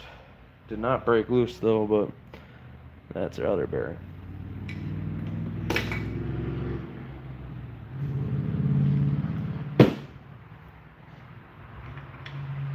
So that is halfway through the pistons.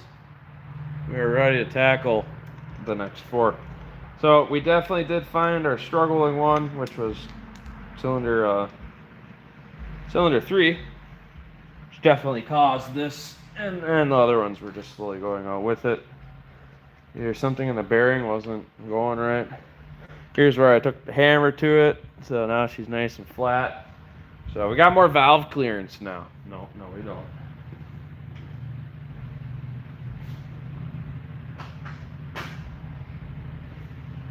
With us slowly taking this apart, I bet she's going to start turning over a lot more.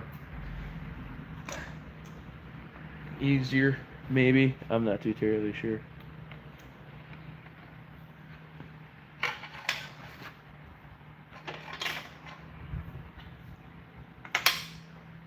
Alright, let's see what number 5 has to tell us.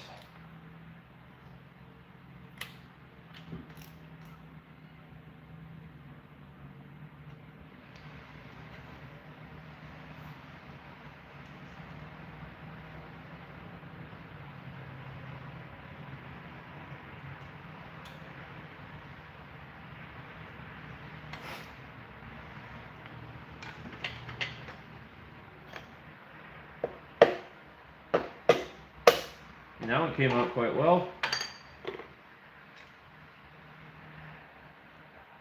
I'd like these back, please. Give it to me. Give it to me now. No, don't you be sliding underneath, boy. I want my bearing, and I want it now. Tell me who you're working for. Thank you. Okay, this bearing's good. So when we put them in, they were slightly burnt. I mean by that, they were just black. So they were the bearings that this one came out of were out of a 4-barrel 364. I have the 4-barrel intake sitting over there, but it was in the demo derby. Higher revs. A lot of damage is going to be set to them. So, just part of the industry of don't use parts from a derby engine. So that can go there. We're going to knock this piston out.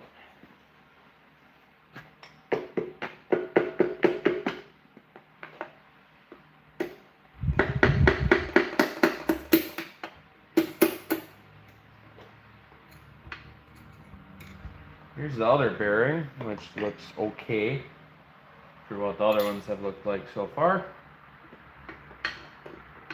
Oh no. I did the same thing to this piston as I did to the other one. So I pushed it down too far, and the stud for the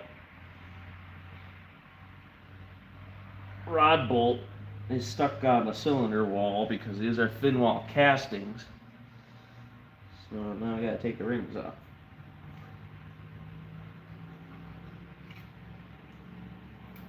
This isn't an issue. The rings I'm not gonna reuse.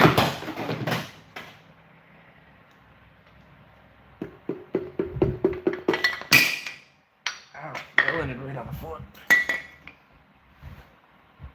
Again, I don't plan on reusing any of these. After seeing the damage in them now, it'd be kind of foolish to reuse a lot of the parts. So I think what's savable from this block will be our crank if we get it cooked, cleaned, and ground down, and then bored open for a bit more oil flow. The heads, the intake, rocker arms, push rods if none of them are bent, valve covers, main bearing caps if none of them are spun, you know, things like that. So there's still quite a bit of savable stuff off of here.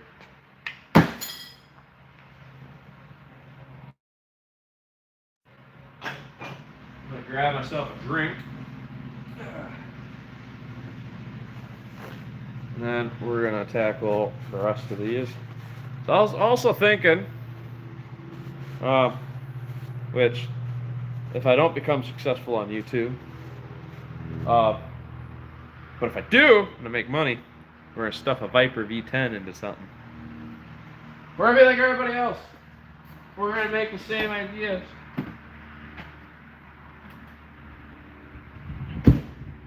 I came up with it first. It was my idea.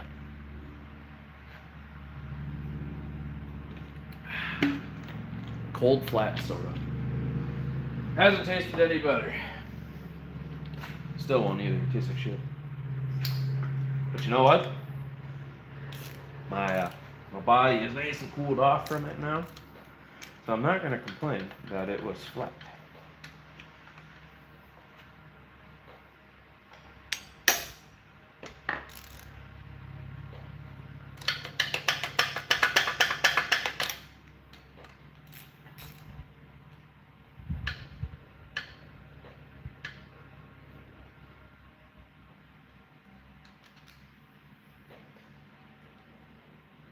Hope everybody's day is going quite well so far. I'm enjoying my get to doing stuff with you guys.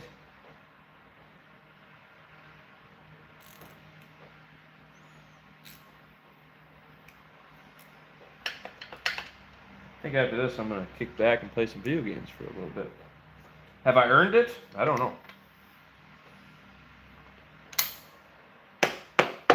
I'm just kind of too scared to drive my car home with that tire. So we're gonna be easy for a bit. Yep, that bearing's toast. Check that one out, you guys. I mean, it gets you home, but I don't know how far to home.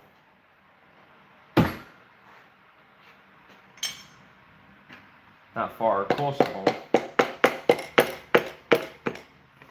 Okay, don't do what you've done the past 2 pistons, Karen.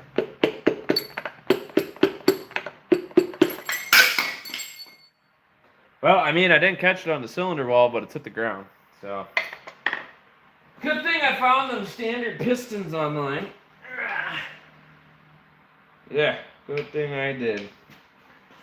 Because I'd be Getting hated on right now. STD. It's got STDs. Oh. No, just a standard size. Still like keeping some of that stuff. Okay, we got 2 cylinders left, you guys. Think we're gonna have any more spun bearings?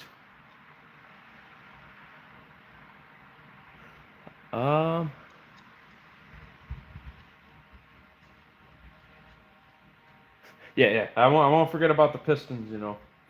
I think temp right now, we're here in Wisconsin. I think it was like 80 to like 70s right now. It might be a lot hotter outside, but with us being in the unit, it has been pretty hot out the last week. We were like high 90s last week, so we're there with you, but not definitely in the hundreds. I don't think we broke 100 yet this year over up here. So, well, we're back down to 2. But I still got 2 of you guys watching. That'll make me happy no matter what.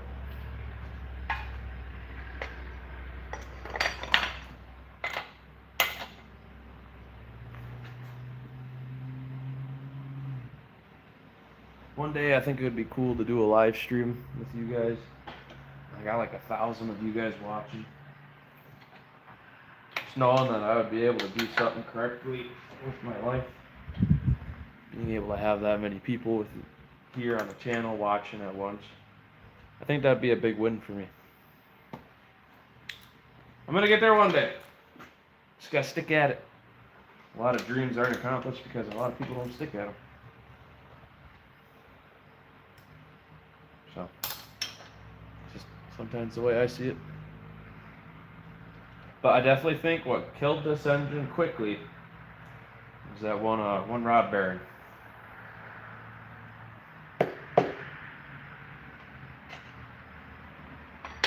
Why do you keep sucking your bearings in? Give it to me. We're just gonna have an argument match.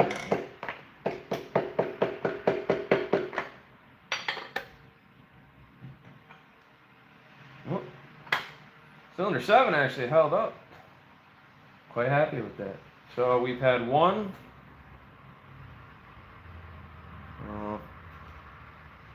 cylinder 1, 5, and 7 have held up. The rest of them are dead.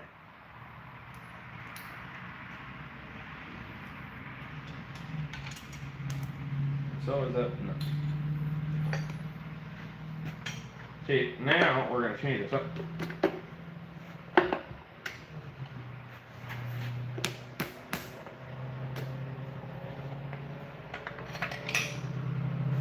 There.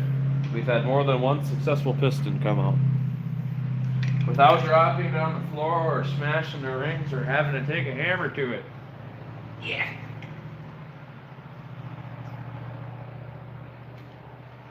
One more to go, you guys. And then it's the crank, and then we're done. I think we've done good for the day. We're saving another Buick engine, which is the same one I've had for quite a while. Get an LS in it. No. Your LS can be dropped into the lake and forgotten about. I will LS something if I'm going to hammer the absolute piss out of it. Because they're cheap to build. Now I'm just listing off a bunch of good facts about LSs. Honestly, you're probably right. I should just put an LS in it. Will I though? No.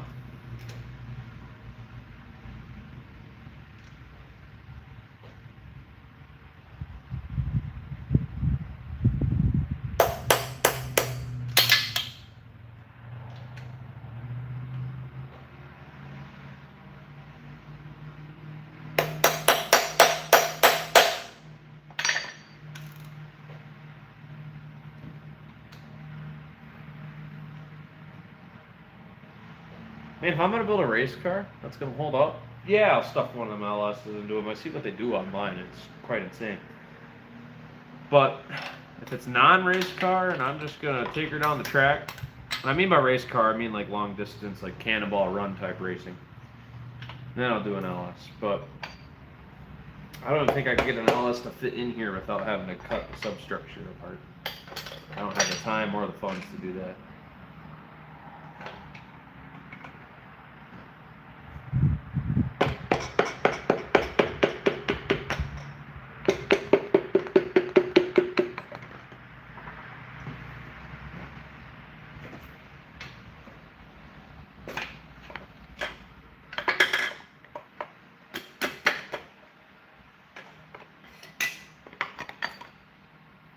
Alright, that's all of our pistons. Cylinder 3 is what caused this engine to detonate. Was it an oil starvation issue? Don't know. Was it something internally? Definitely. Was it something that I still haven't caught? Or is it something that's plugged in the engine? Well, if you guys have any ideas, throw it down there in the comments. We'll see how far we get.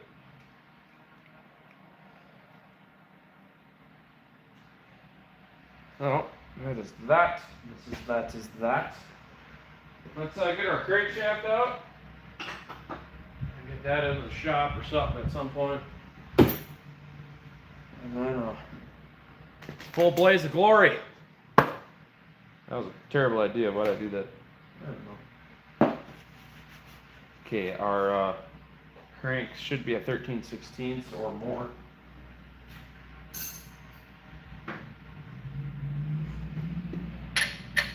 Oh yeah.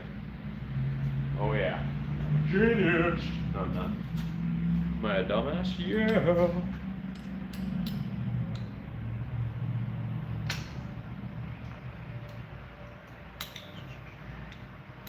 Okay. Top up to our front one. And get that guy out. This guy can go, same with this one. Pick tools up after our live stream.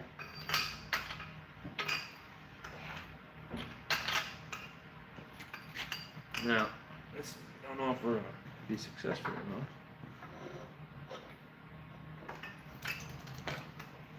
Oh yeah, we're good.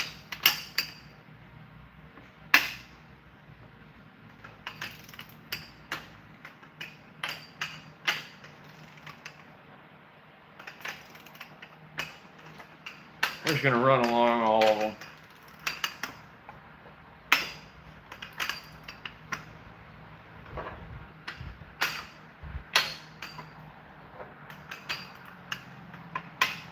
Yeah.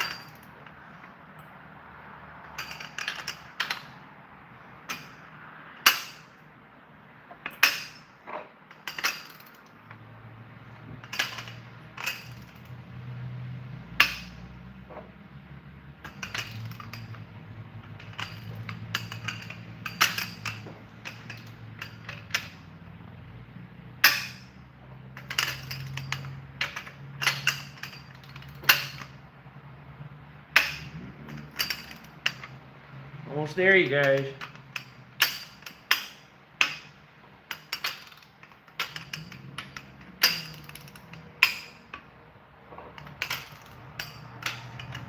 Oh yeah. If I forget, my jack handle is moving up by the garage door.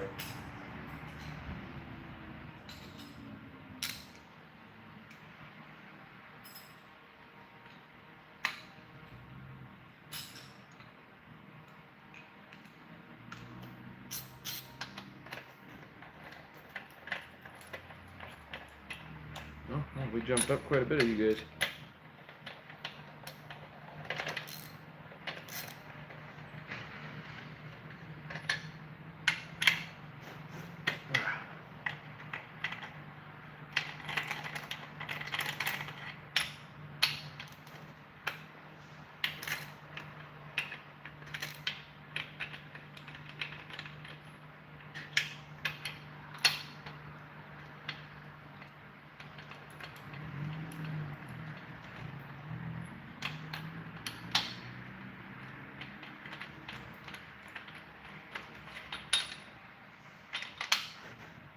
Oh no, the oil is on my hands inventory.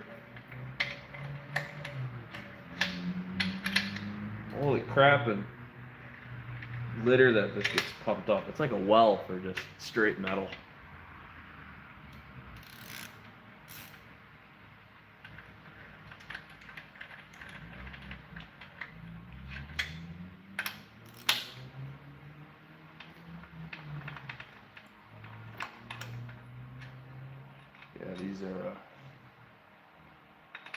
these are reusable.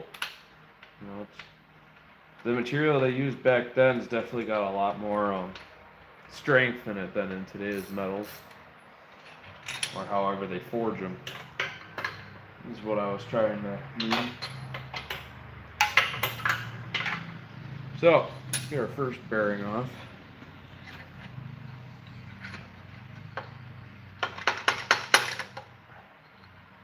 Shot, but better than most.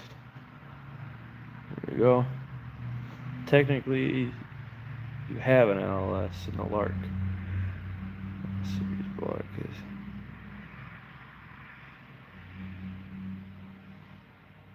Huh.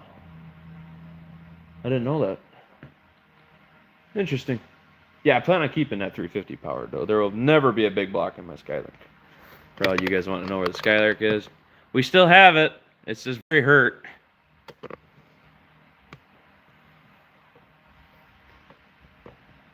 Fuck yeah, engine stuff is cool, man. I should have definitely gotten into a different hobby, like shoes. Definitely should have gotten into shoes. No, never mind, because now that I think about it, I should have grew up in the city. I should have became a lawyer, and I'd be miserable my whole life instead of building an engine. Does that sound like a better plan than how we're doing it now, or no?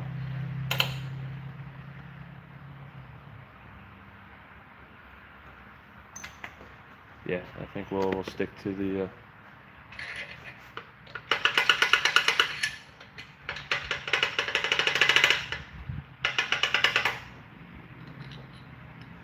Mains look definitely good, ish. I don't know. We're getting there though.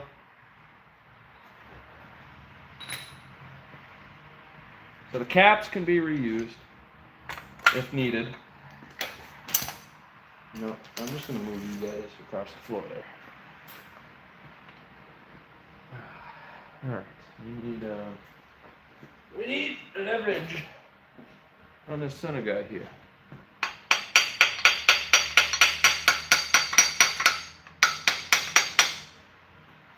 Yes, I know it's not good to hammer on them.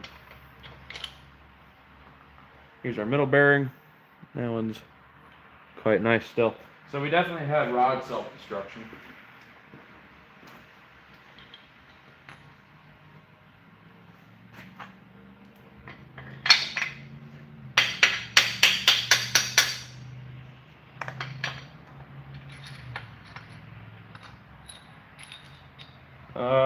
And this one's got a little bit of wear to it now. We did use used bearings. I had some life left in them when we put this together. The second time, there has never been a new set of bearings in this other than the very first time I put it together 2 years ago.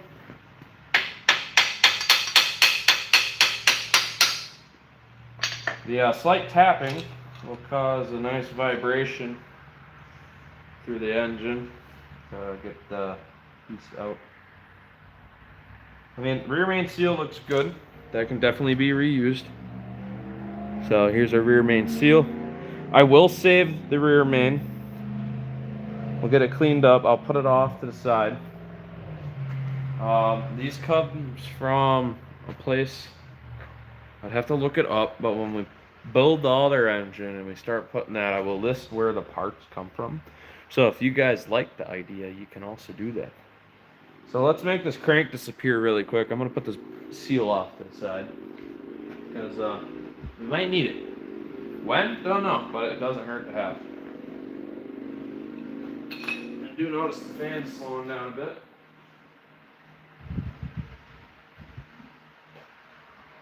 It's not getting hot though, it's warm, but not hot. Alright, come to Papa.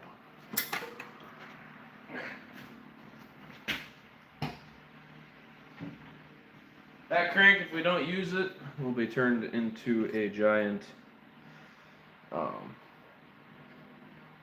lamp. It'll be part of a lamp. Hold up, I got a comment in here.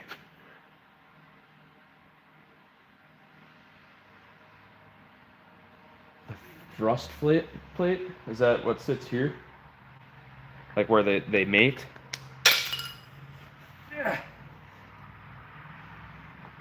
So the two surfaces that lock the caps together.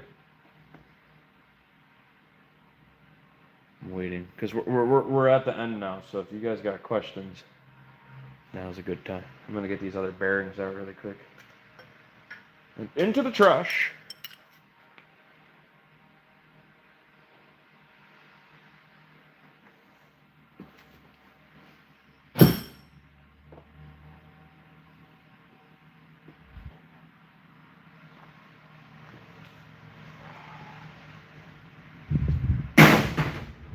Okay, let me get some paper towel.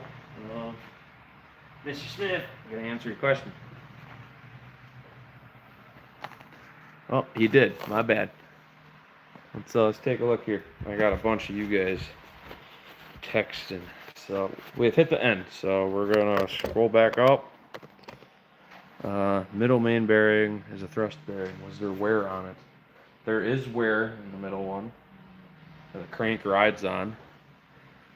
The center main bearing is a thrust bearing. Centers the crank, front to rear. Okay. And then we scroll back up to your question. Wait, was there wear on the thrust bearing on the sides?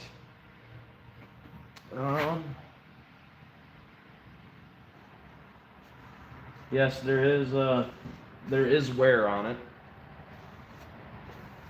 Let's actually pop it out really quick, if you guys are still interested in this.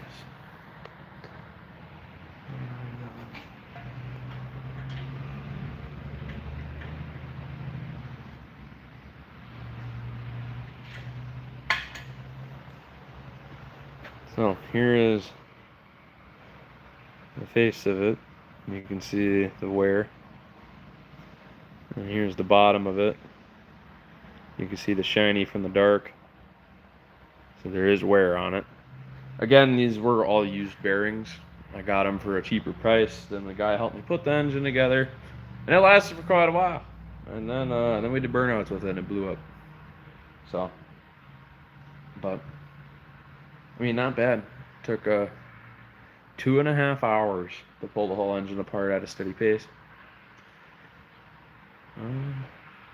Yeah, it would definitely be. You could reuse the bearing. You know, if let's say you're quite a ways from home, you're out in the middle of nowhere, you have everything to do an engine swap. You know, it would definitely get you home, I would think. But with us having the block here, and we're going to be putting this much extra money into it, it'd probably be safe to get all fresh new parts. So, but yeah, we've hit the end of pulling this whole block apart, and I mainly wanted to just pull it apart because I wanted the timing chain out of it. And then two, it was bugging me. I wanted to know what killed the engine. So yeah, and then now we can get started on our next build. I want to get either engine parts for the Wildcat or we start working on the 61. 61's the only car that here I haven't heard run yet. The Skylark runs. What happened to the Skylark? She's just sitting there. So, are you curious what happened to cause it to not drive?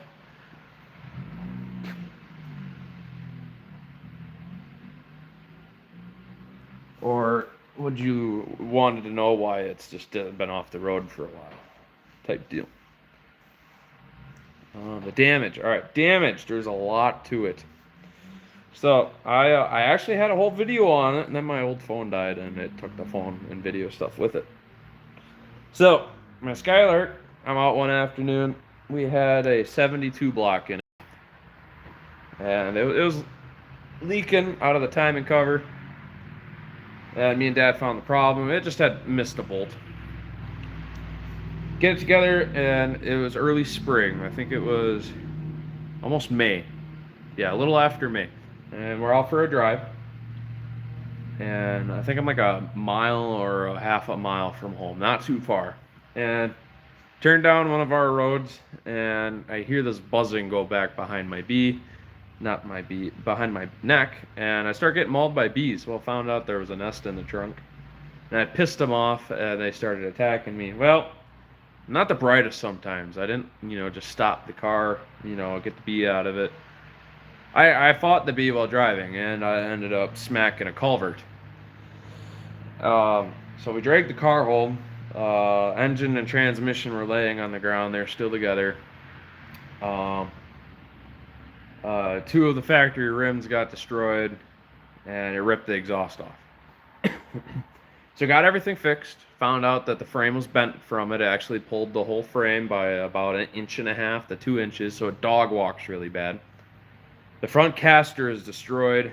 It's got a really nice turning radius on it now. That's the only good outcome of it. Then one afternoon, we blow the car up.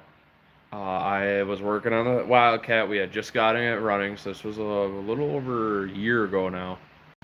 And pedaled to the metal to the car and spun a bearing in it, and it blew up. So bought a used engine. The engine said it ran when pulled. Now you know how this is going. We put the engine in the car, got it running, and it smoked really bad. Well, there was heavy ring ridge in the car, and I put a big cam into it, and it would burn 5 gallons. I did say that correctly, 5 gallons of oil, and with under 100 miles. Made it through the car show. Found a crack in the frame where the lower control arm bolts onto. So I've stopped driving it. We're going to pull the whole front clip off. We're going to pull all the suspension off. The engine and trans is coming out. Rear end's being dropped. All the suspension, the rear end's being taken out as well. I found a touring kit. So everything's adjustable. It'll be 4-wheel disc brake. We're going to rebuild a Buick 350 for it. It will actually be the block we put into the car in our very first few episodes of the channel. We're going to put the internals of my GS block into it, which will be the pistons and the heads and intake from my 69 GS block. And then we're going to put a fresh, better crank into it, all new bearings. We're going to put the big cam into it, and we're going to get to run really nice. I'm going to put a 200 R4 beefed up transmission behind it. That'll give me overdrive. The touring kit suspension will ride a lot nicer. The car is going to drive straight because we're going to put adjustable trailing arms in the rear end to straighten that rear end out. We're not going to tweak any more of the frame. I'm going to get a patch welded around the frame, front and back, and then then we're gonna put some miles on her. I miss driving my Skylark. I love the car to death. I at least wanted to enjoy this summer with one car. That's why I've been fighting with that Wildcat for so much. So that's the damage on that. That's pretty awesome. I appreciate it. Yeah, follow along. I try to post every other week. So right now it's just car shows. I'm in the process of trying to get debt paid off, which is another reason why we did a live stream. I want to talk to you guys. I miss talking to everybody. So next weekend, if my parts show up, we're going to back the Wildcat into here, and we're going to pull the whole engine out on live. We're going to get it onto the stand. We're going to disassemble the engine. All we're doing to it is putting all new gaskets in it. So timing cover's getting new gaskets. We're going to get new head gaskets on it with the modifications I'm going to put to it. And we're going to seal it back up because the rope seal on the timing cover is spitting oil out and it's trying to light the car on fire. So we're going to do that all live from start to finish. So it's going to be about a long day. So I'm going to get some sleep that night before the live stream. We'll start early. I will post online. And yeah. But this is the end of it for our live stream today. That was a nice 2.5 hours. I do not know if this will upload. I had problems getting the other one uploaded, and it won't upload. So if it doesn't upload, I appreciate everybody that has watched and stayed along from the beginning. And yeah, we're gonna call our quits for the day. I'm gonna kick back and relax, and then I'm gonna head around home. So hope you guys have a great afternoon. Stay cool out there, stay hydrated, and don't do anything I wouldn't do. So have a good night, everybody.